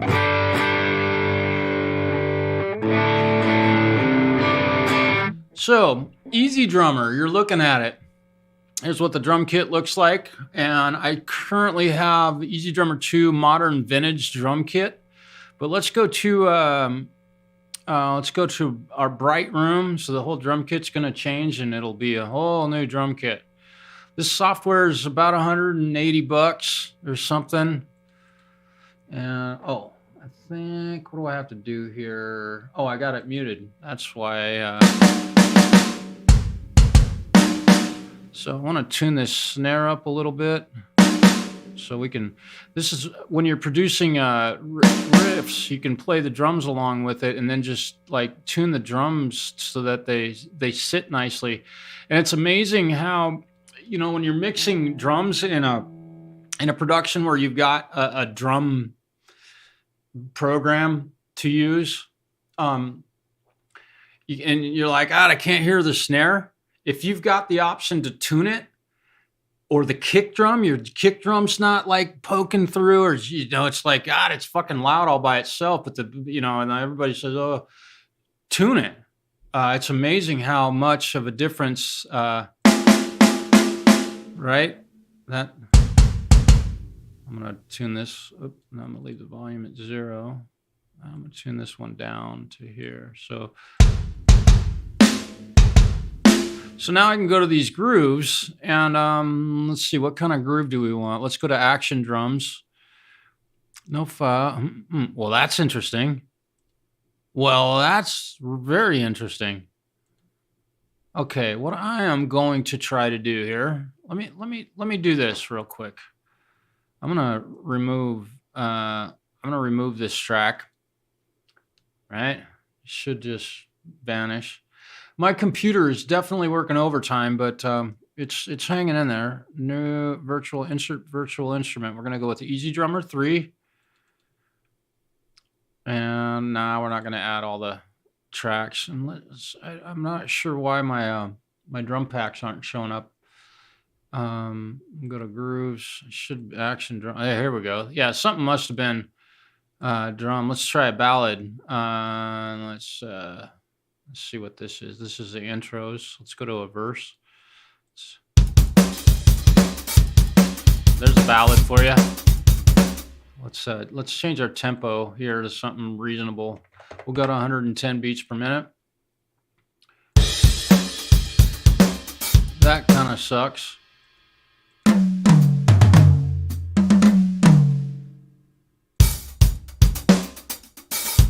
Okay, now we got a nice drum beat.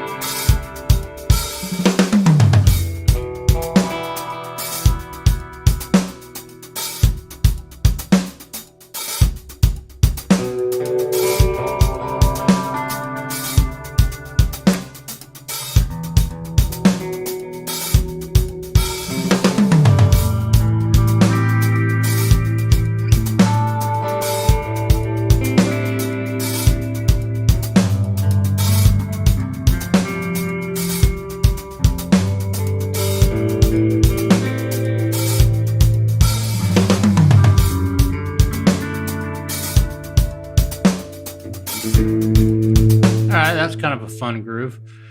Let's go to a different, let's go alt rock grooves. We'll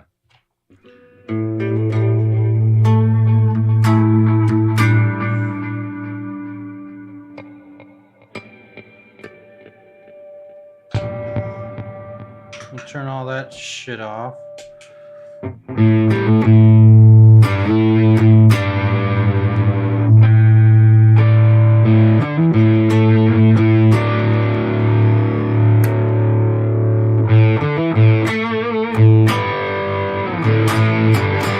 Let's see what kind of alt rock grooves we can find here.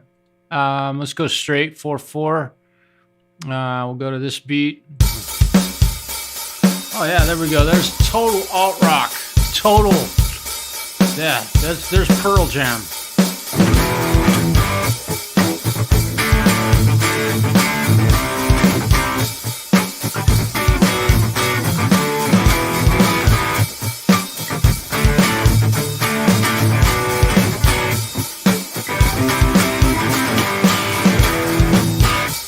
I can't play a Pearl Jam riff to save my life, but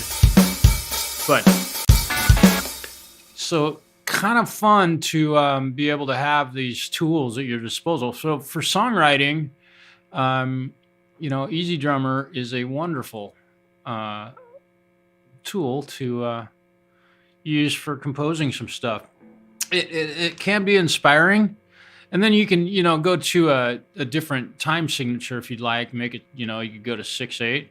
You have all these different. I mean, I've bought a lot of these different drum patterns. Let's go to Roots. Go to Roots Shuffle 4/4. Let's go to Beats.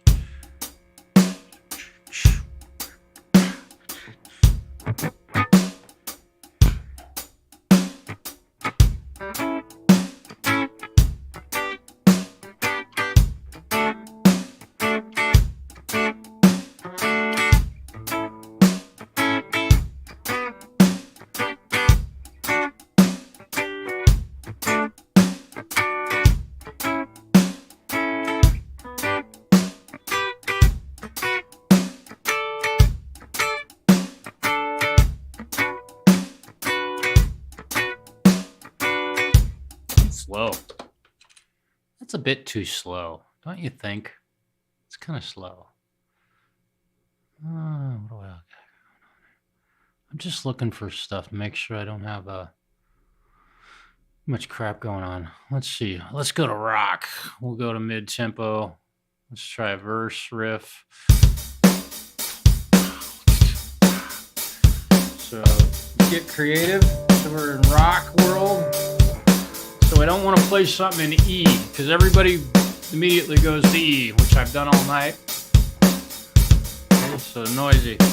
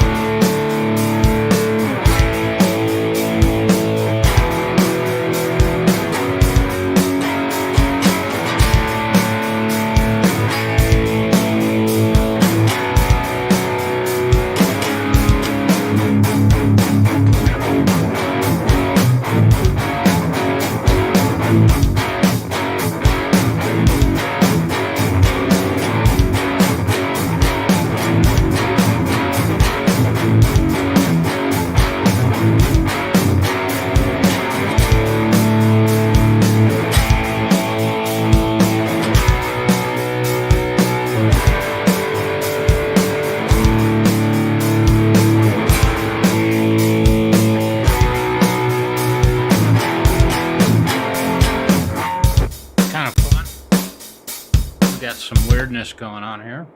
Not sure what that's. Oh, it's because I got so much overdrive going on here. Yeehaw. And also after the fire, this little amplifier that I'm running through right now got wet, and I think it needs some service work done on it, and I might know a guy. So Easy Drummer, really kind of a fun piece of software if you want to be inspired for some writing some original music. It's a great way to kind of give yourself a groove that you can play with. And the drum beats are really nice. They sound really great. And they're played by a real drummer, so you get that feel. Yeah.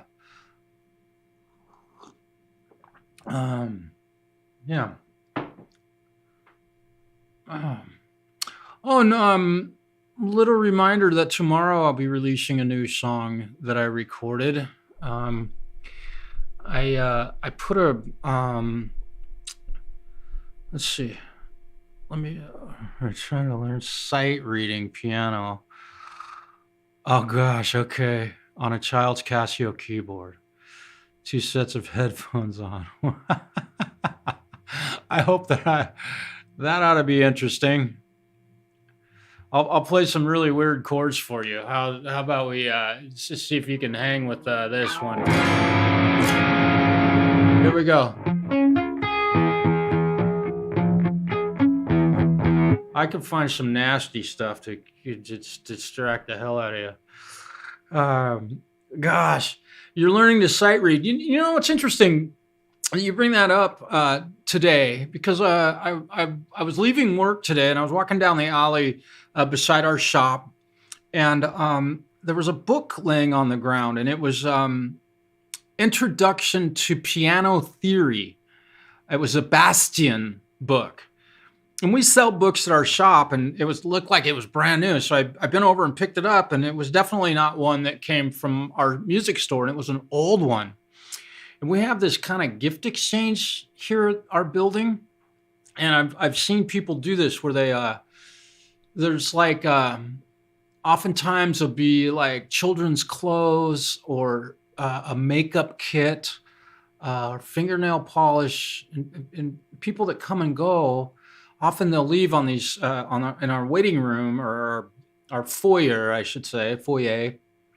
People leave gifts on the seats in there, and it's a wonderful exchange. And I've never really participated in it, not because I don't want to, but just am I not that thoughtful? But nonetheless, I picked up this book and I was like, I wonder if some kid could use this book. So I brought it in and put it on that book exchange. And sure enough, this afternoon, I mean, I came upstairs to my apartment and went back outside to do whatever I do outside when it's 2 degrees outside. And the book was gone. So somebody picked it up and used it. It was a piano theory book. It's a yeah. An easy drummer won't sleep with. Yeah, nah. Although she might like it better than you because it is a really good drummer. I hate to admit it. Not that I would know what having a girlfriend's anything like. There aren't any here. Lori, welcome. Thanks for being here. It was fun. Uh, that was funny exchange we had the other day on social media. I sure do appreciate your sense of humor. It sure is fun. Uh, let's see. Uh, oh man, yeah. Lori, and you've done such a great job nurturing your son and encouraging him. Um, someone used it to burn, right? That could be. And if it helps somebody in that way, God bless them. I'm glad I did my part. I, um, um, let's see. Yeah, it's my life's dream to see every kid with an instrument in their hands. You know, it's not like I can give a kid a guitar every single day or a piece of, something like that. But it would be wonderful if every child had the opportunity. And you guys tonight met the man that gave me the opportunity to play one of these. And here I am today. I was 6 years old that day. Um, you don't have to.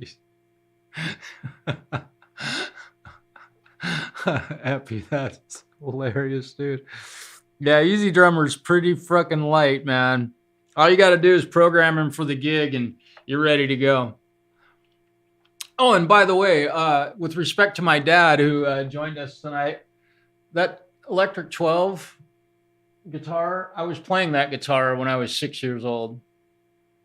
It's a good old Fender Electric 12 and 1967 model. Look one up. Yeah, that was my dad's guitar. He gave it to me several years back. Yeah, and with respect to kids playing music, it's wonderful to be a teacher because a lot of my students are pretty young. Several of my students are pretty young, and it's a joy to connect with them at that level and to watch them really just at 10, 9, 10, 11 years old, man, these kids, they soak the information up like a sponge, regardless of what it is. And to me, that just makes the world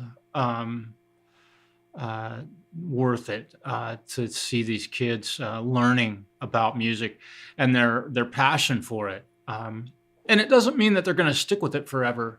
But being a teacher, and I've taught a lot of young people or introduced them to guitar, and Name Sue.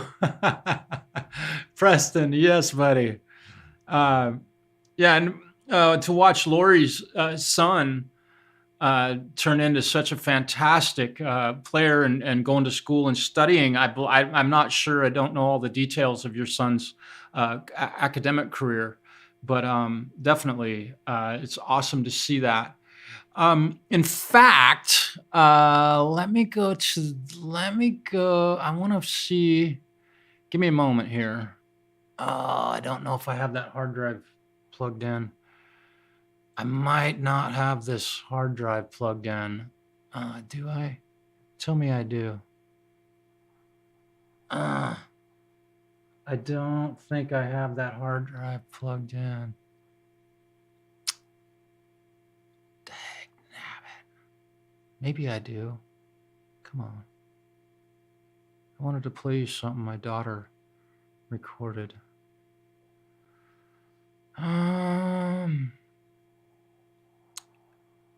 Don't think. Is it on this one? Let me look. You guys forgive me for being distracted here. I'm not going to be able to do it right now. Next time I'll do it. I don't think I have any of her. She wouldn't care. She's so. What a fantastic singer she is.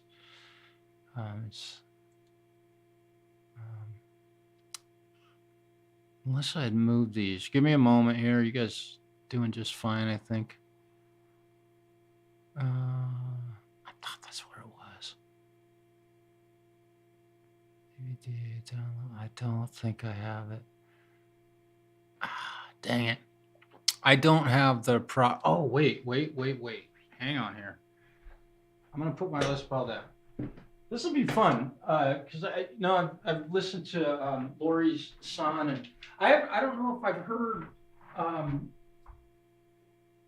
many of my friends' children involved in that might be involved in music actually play.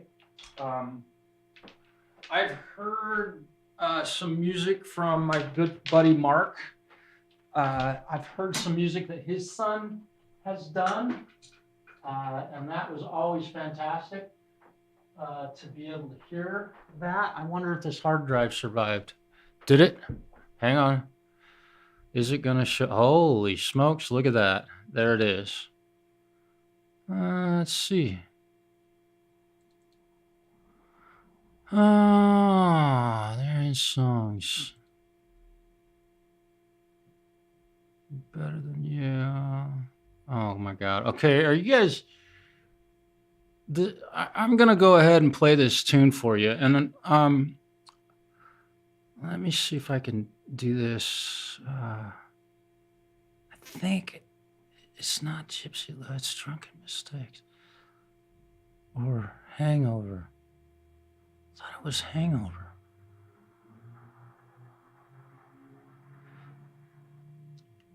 I thought it was Hangover was the name of this. Maybe not. Give me a second here.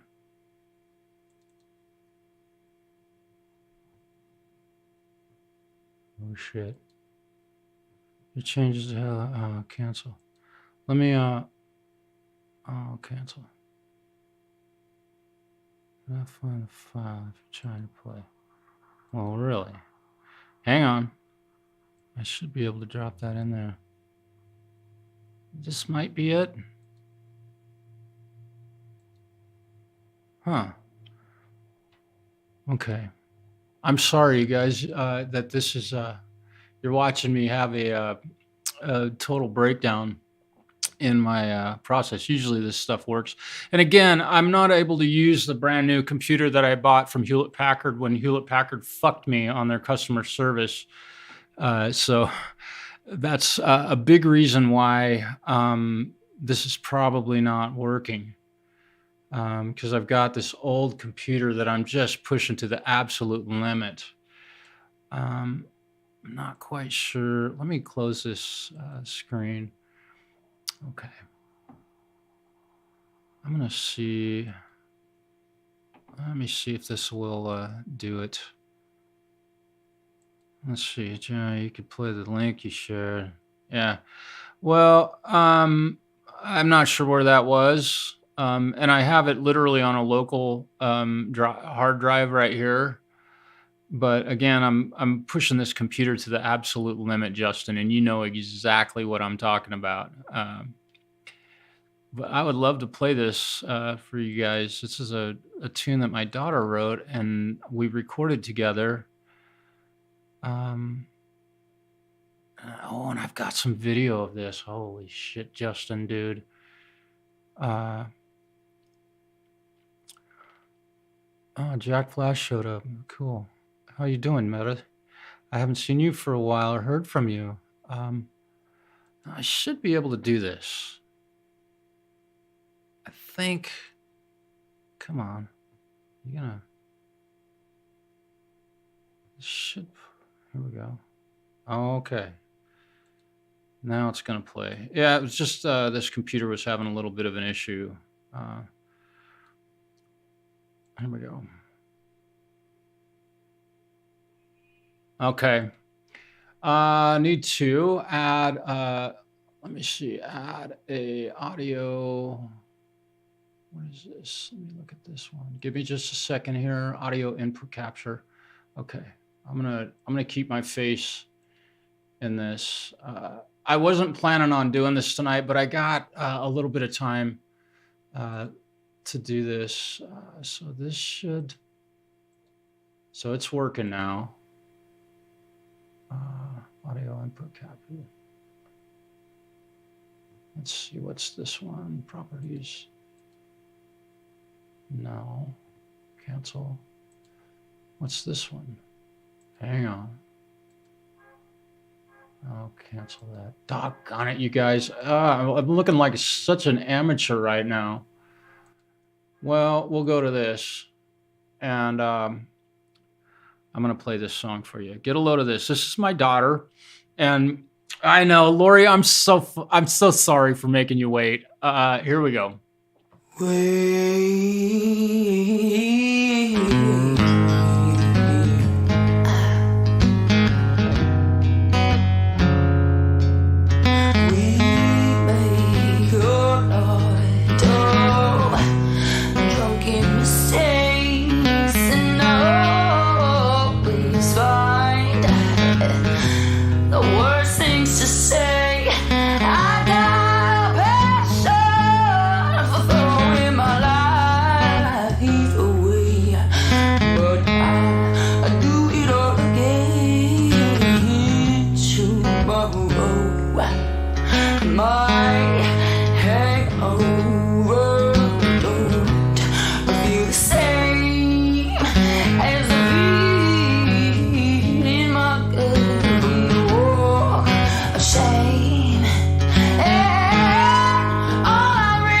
I'd tell you how old she is, but I'd have to shoot you.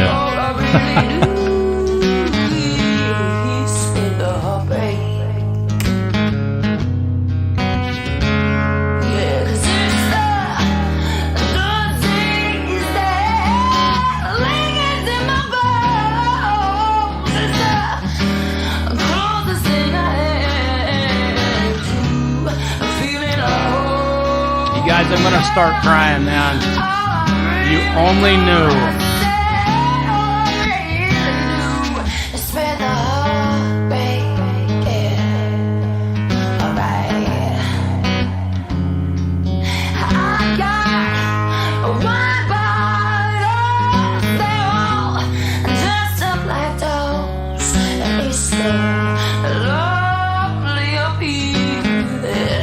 Emptiness goes by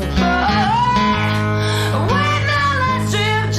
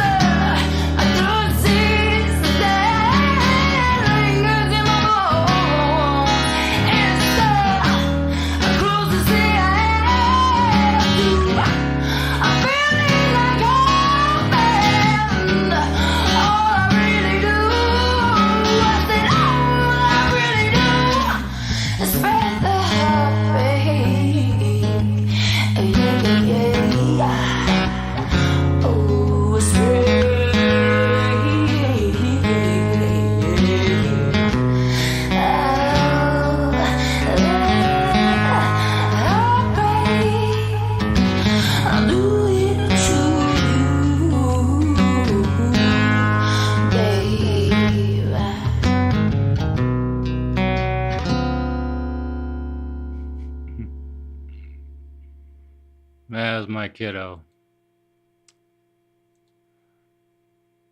I wish I had more of that to share. Uh, oh, I wish I could tell you that she played guitar on that. That was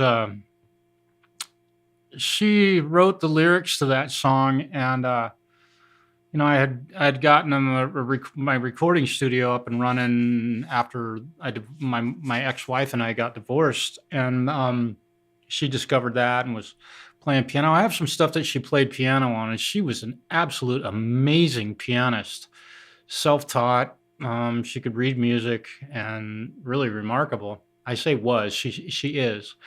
Um, and with a voice like that and with her look, she was a fucking rock star.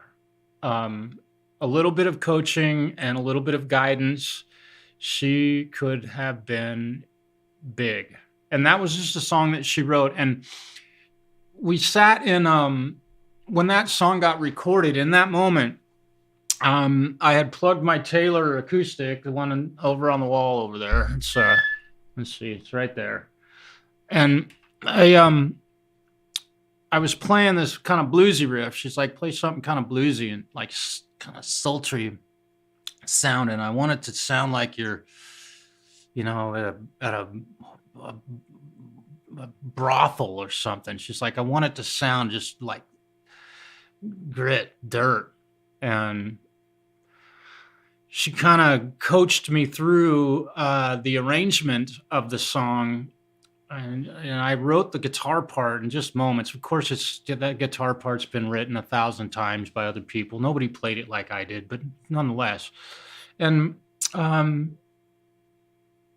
she helped guide me through the parts of the song by, like the Nashville number system, second chord, third chord, go to the fourth chord, to get. And she was sitting there in front of me, guiding me through this performance of my recording of the song. And then she put her vocals on it, and I could not believe it. I was like, holy smokes. And I still have the mic that she sang in. So very, very talented young lady. And I'll keep it at that. She chose to do other stuff with her life. So she could have been a rock star. She just was so beautiful, beautiful red hair. Man, she was gorgeous. So talented. So I played guitar on that, of course. I wonder if I got anything else here. 9/30/2021. Tale of Four. Oh, that's a tune that Justin and I did together. You guys interested in hearing a tune that Jam Pro Sound recorded? I wonder if you'd be. I don't think many folks have heard this tune. This is I think this is. I'm gonna go ahead and play this. Let me give me just a second here. So that's audio properties. Okay. So I think I can do this here. I'm gonna add audio. Is it input? No, cancel. Add audio output capture. Here we go. We'll do this. Now you'll be able to hear this. You can see me. Here's a tune that Jam Pro Sound recorded, inspired me to play a little bit. I think this is it. Let's see what this sounds like. I think this is it. Yeah, this is an older mix, but it's not terribly loud.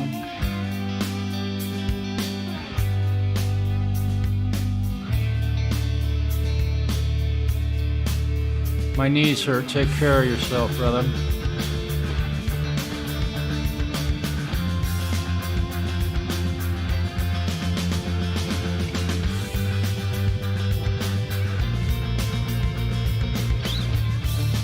This is a song called "A Tale of Four." It's on all streaming platforms right now. It's all instrumental.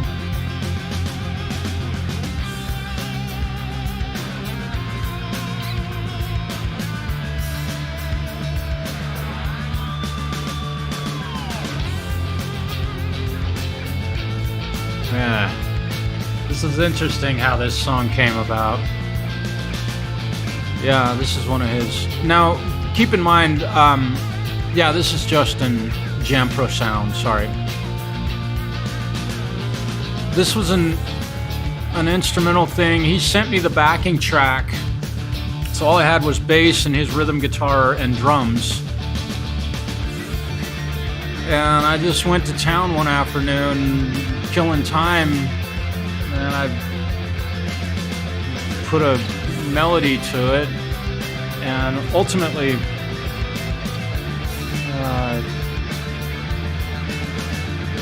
this is what it. Now this is not the final mastered mix of it. This is a very old. This was recorded about a year ago, maybe longer. Justin's a fantastic guitar player and bass player, Jam Pro Sound.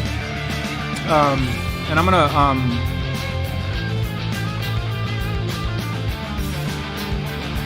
gonna turn this down a little bit. Just kind of run it as background, because instrumental music can get a little old, I think.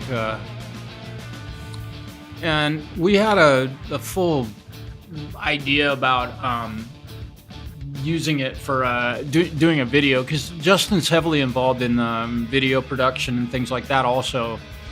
And he is one of the best digital audio engineers in the country. A lot of you guys don't realize the stuff that he's worked on. There he is. It's not loud enough, ultimately. It's way quieter. That one I don't think was ever really mixed. Or at least not mastered. And in fact, that might be the mix that I did. I don't know, Justin. It's called A Tale of 4 MT2. I don't know what that means. Yeah.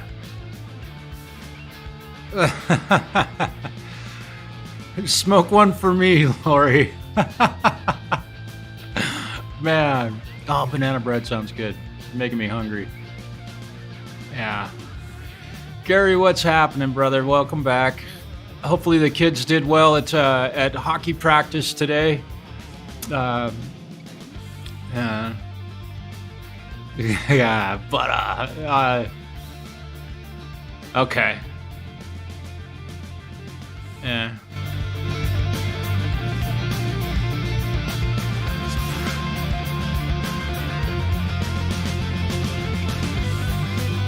My finger tapping going crazy here.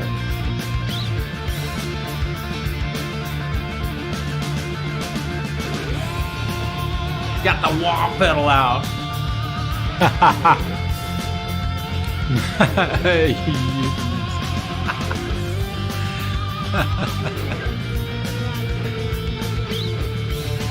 I don't know what. I can email you this mix, Justin, if you're interested. Oh, thanks, Jack. And I'm still, Midnight Bandit. I'm doing really wonderful. Thank you. Thank you, Jack. I didn't waste a moment getting my new place as close to home as I could. You know, I haven't really taken a break. I'm constantly picking up little things. Still working a lot of hours, making money to buy things, and I've gotten some hangers, getting my plants hung up over here. I could make this room a lot brighter, so you could really see it. But it really is. It's starting to come along and look. Not starting. It really is. It's feeling like home. There are a lot of There are a lot of blank spaces on the walls that are around that I can decorate. Um, but I do my best to not have a fucking bachelor pad. I was married for a long time, and my ex-wife was very meticulous about decorating. And at the time, I think I didn't like it. I didn't like that idea. I'm just sharing some personal stuff here, but I learned too late that it's not a bad way to live. So I keep my place pretty fucking tidy and cleaned, and that's thanks to her inspiration. And her and I still talk quite often. She's a beautiful woman, and she gave birth to that young girl you got to hear sing here a little bit ago. And she could sing like a bell too. She was amazing. So, my dad was here tonight, and then I'd play a little bit of my daughter's music. And if you miss saying hi to my dad, he'll probably come back one of these other times and join us for a live stream. It was really cool to see him. So yeah, I take pretty good care of my stuff. And actually, right now, the couch. Let me turn this light on. What the hell? Give me a second. So probably see the room a little bit better now. This, I've got my wall of guitars there, which I don't have room for all of them to hang on that wall. But what was I gonna say? Talking about my dad. Okay, yeah. Oh, the couch. I got that couch when I moved in because I needed a place to sleep, right? And this is a studio apartment. My kitchen's awesome. It's in the other room, and I got my plants hanging next to the window there. So again, I'm not wasting any time getting my place set up, and the kitchen's really coming along really well. Yeah. But I bought this couch, and I quickly realized that it doesn't work well for a place to sleep. I don't have a significant other or anything. So what I've done, and then I don't know, something inspired me to get a futon. So I've got a futon, squeak, sitting here in these boxes. In fact, let's go. We'll go to this other view. I got my futon sitting in. Oh, well, it's pretty well hidden, but right here. And I get to put that together when I can sell that couch. I'm not going to give the couch away. It's brand new. I am a firm believer in pay it forward, but that I made a bit hasty purchase, I think, in that regard. In getting a couch, I should have bought a futon to begin with, but at the time, I didn't know what was going to happen. So that's my excuse for buying a couch instead of a futon. And me and my ex, slept on a futon, right? So I love sleeping on a futon. So that'll be awesome. So I don't want to put a bed in here simply because I have guitar students here, and I think it would be totally unclassy to have a fucking bed sitting there with the guitar students here in my house. So the futon is a perfect solve for that, and it'll be a little bit bigger place, and it'll have a queen size. So that's the one big thing that I'm kind of waiting to do. I got to sell that couch. And all of you probably live way too far away to be buying a couch from me.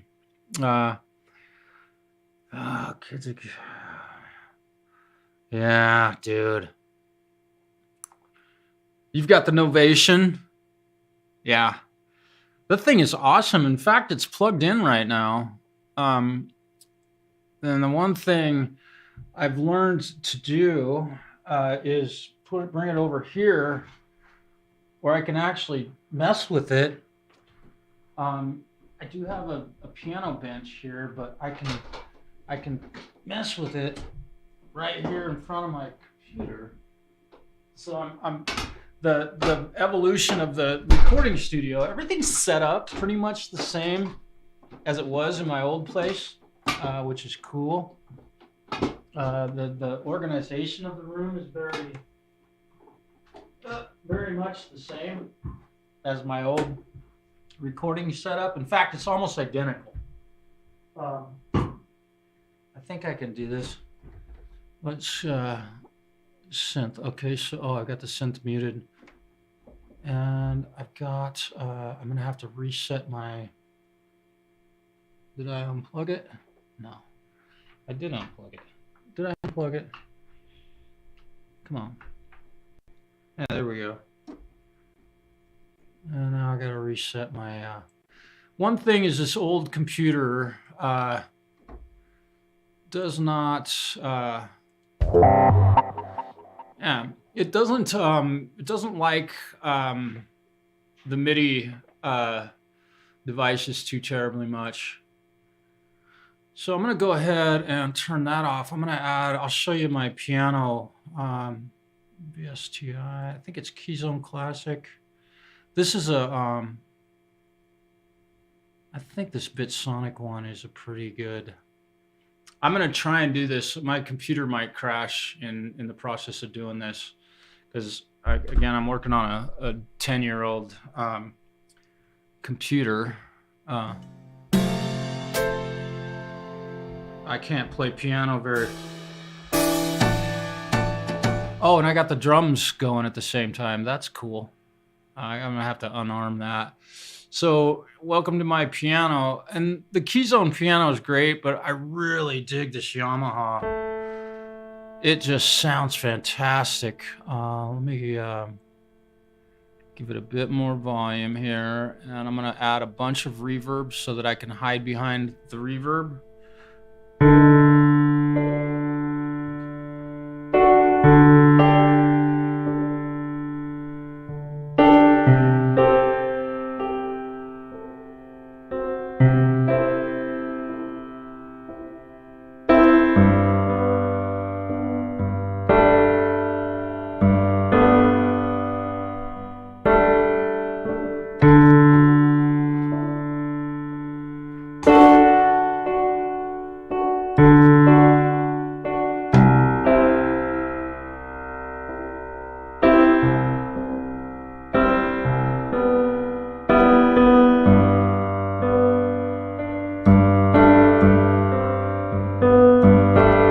Like I said, I can't play piano real well. I can noodle around on it a little bit. I need to spend some time playing piano. I used to be way better than I am right now. Obviously, I'm not a proficient piano player.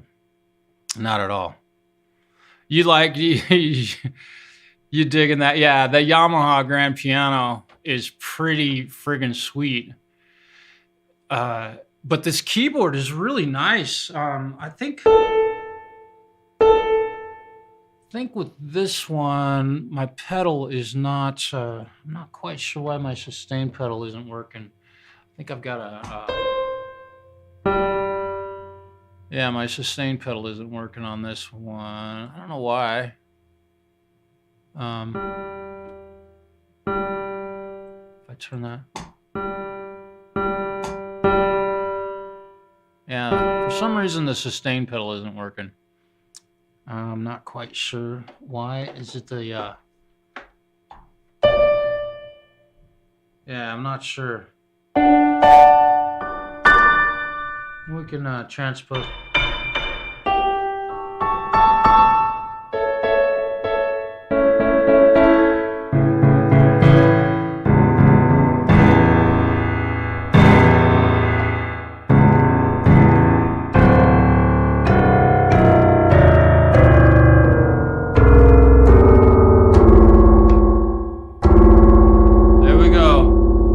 Note in the world. There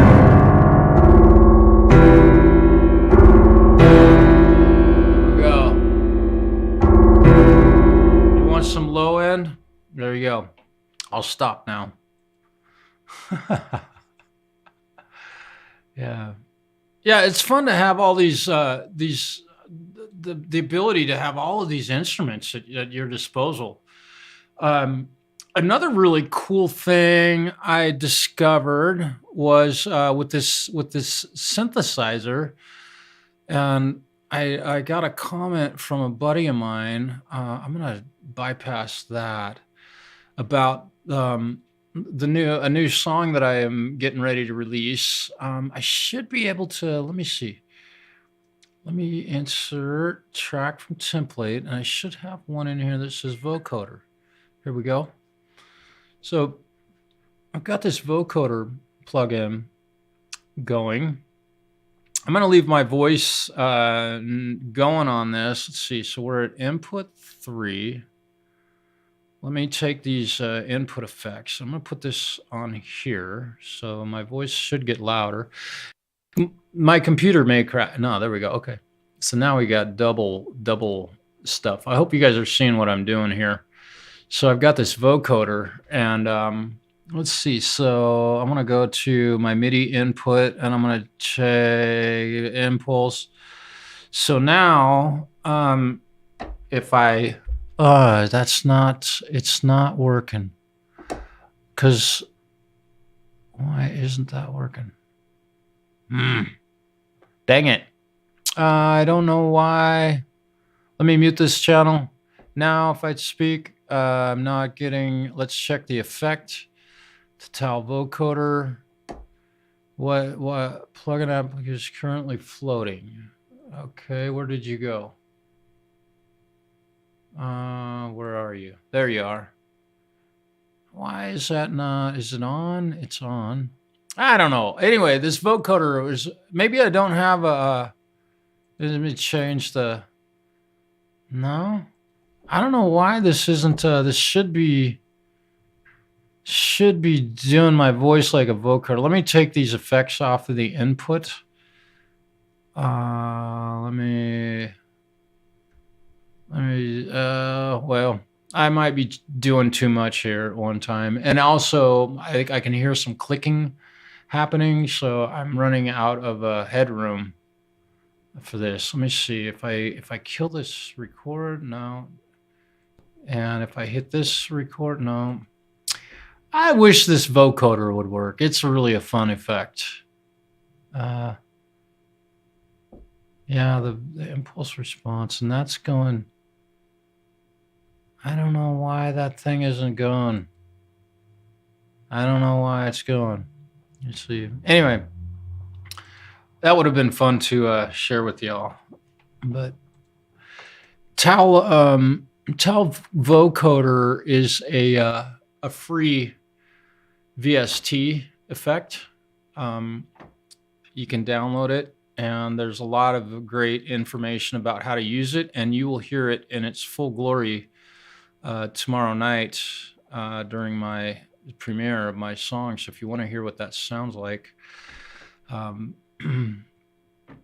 definitely. Yeah, it was just too quiet. It probably mixed way too quiet. Jack, have a good night, brother. It was great to see you. Thanks for stopping in. Yeah, I couldn't. The Renaissance. I could be. I'm not sure. Let me get this out of the way. All right. Well, so yeah, my keyboard is really fun. I love having it and being able to play some piano once in a while. Yeah, and boy, and I'm pushing my computer to its limit for sure. It's fun to see this thing try. You know, I got this Surge Synth, which is another really cool effect. There we go. I'm going to remove that from there. We'll get that off of there. So I think, come on, you're gonna go away. All right. So we can go through some different sounds.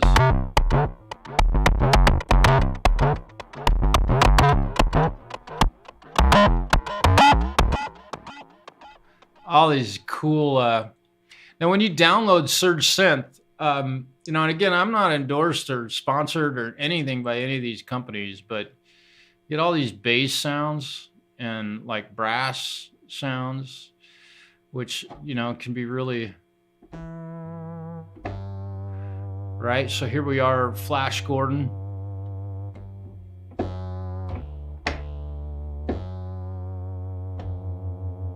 Right, there we go, Flash Gordon sound. A lot of very 80s style of sounds, but all these poly synths. I mean, and we can just like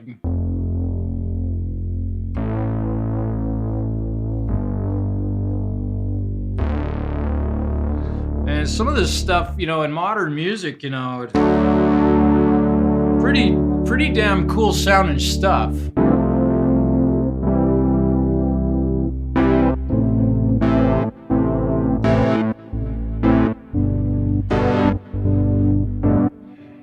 And this is free software. And you'll hear some of the Surge synth on my new release that's coming out tomorrow night. I did use a little bit of the Surge synth. It's mixed very lightly, as Justin Mai has taught me. Just bring it up till you can hear it and then turn it down a little bit. These subtle little things and mixes are awesome. I wish I could play a little taste of that song, but I'll wait. I'll make you wait till tomorrow. It's a really fantastic song. I'm really proud of it. There you are. Pretty darn cool. Yeah, we can get low. Super fun.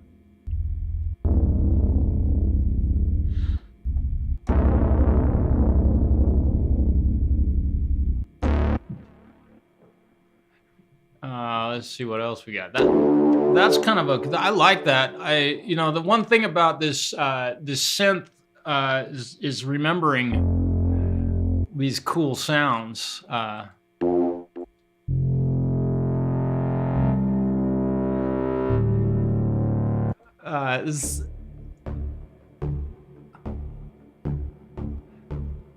We could start a song. There's the start of a song.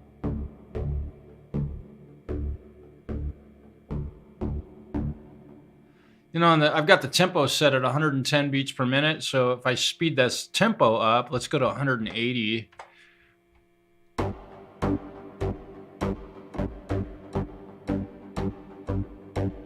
Right? Pretty cool to have these delays.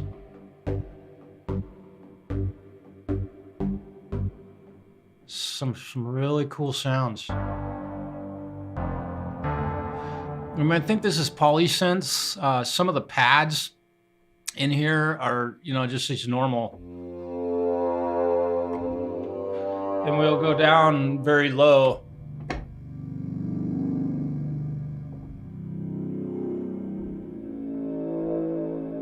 Where pads typically, you want some low end in a mix. There you go.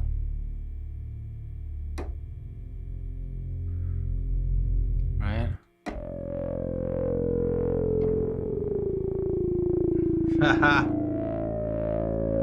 This is free. This synthesizer is totally free. And you can get down here and right.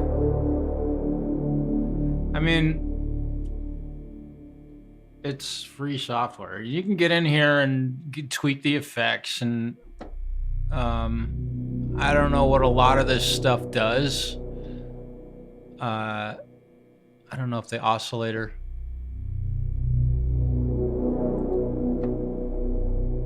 changes its sounds. I don't usually dig in that deep into these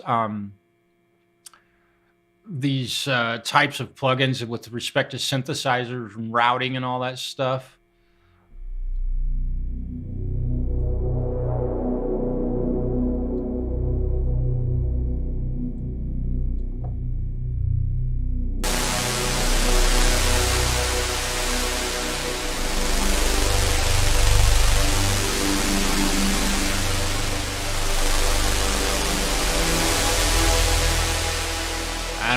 I just did, but it sure did sound wicked. What a great sound for a song. No, and I realize there's a lot of streams on. You can watch Jade Star or multiple other ones that fuck around with this kind of stuff and just make these cool sounds. I get it. It's very, very cool. It's fun. I don't spend a lot of time messing with that sort of stuff. That's probably the most time I've spent doing anything more than hearing a sound and pushing record with my synthesizer and my keyboard. Although I do use it for piano quite often at guitar lessons. Having a piano handy is really a great way to show a student about notes and stuff because they're all visible right in front of your face. So I do use my keyboard quite often like that. Yeah. Yeah. Yeah. Well, I've got just a few more minutes, and I'm gonna hang things up.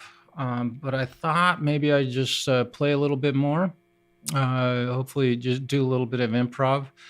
I wish I had that backing track. There was a backing track that I really loved, and somehow I misplaced it. Of course. Let me see.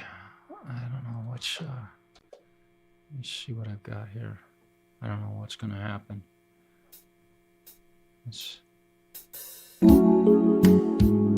No, that's not the one I want. I'm gonna have to listen to.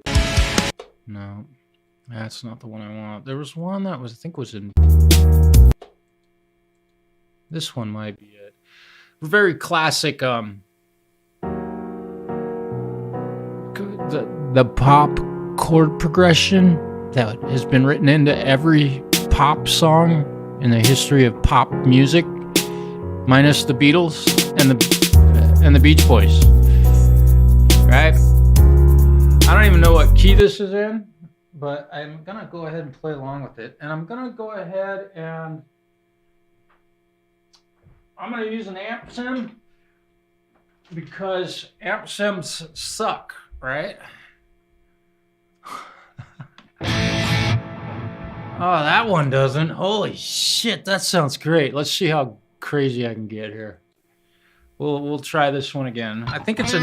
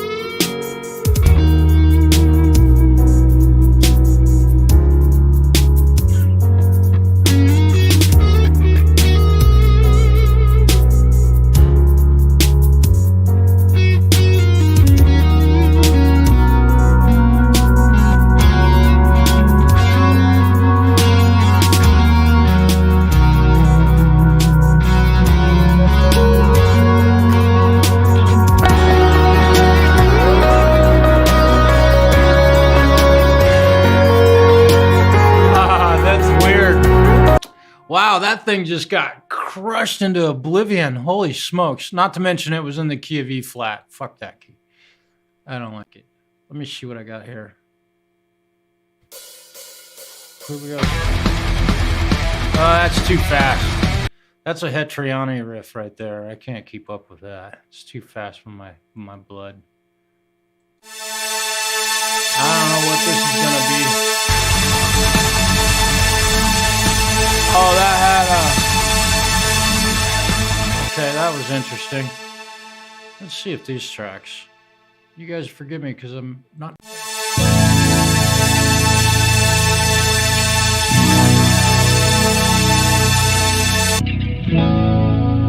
Okay, I played along. Here we go. We'll find one in here.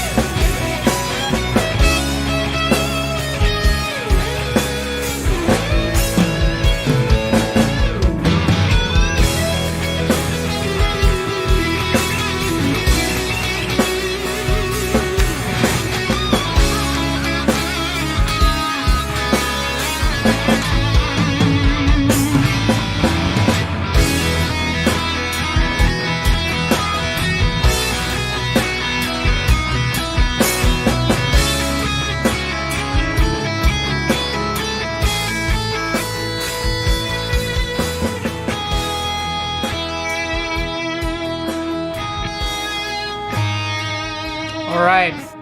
I think I'm going to hang things up at the moment. And I want you all to have a very wonderful rest of your week. I went a lot longer tonight than I had really planned on. Let me turn this off. I'm going to go ahead and just play you guys out. I think be sure to catch Richard's show tonight. I don't know if he's going on now or if it's going to happen in an hour. I haven't looked at the notifications. I've been live streaming since 5 o'clock Pacific Daylight Time. So I'm going to take this little piece of music for a ride. So we'll end things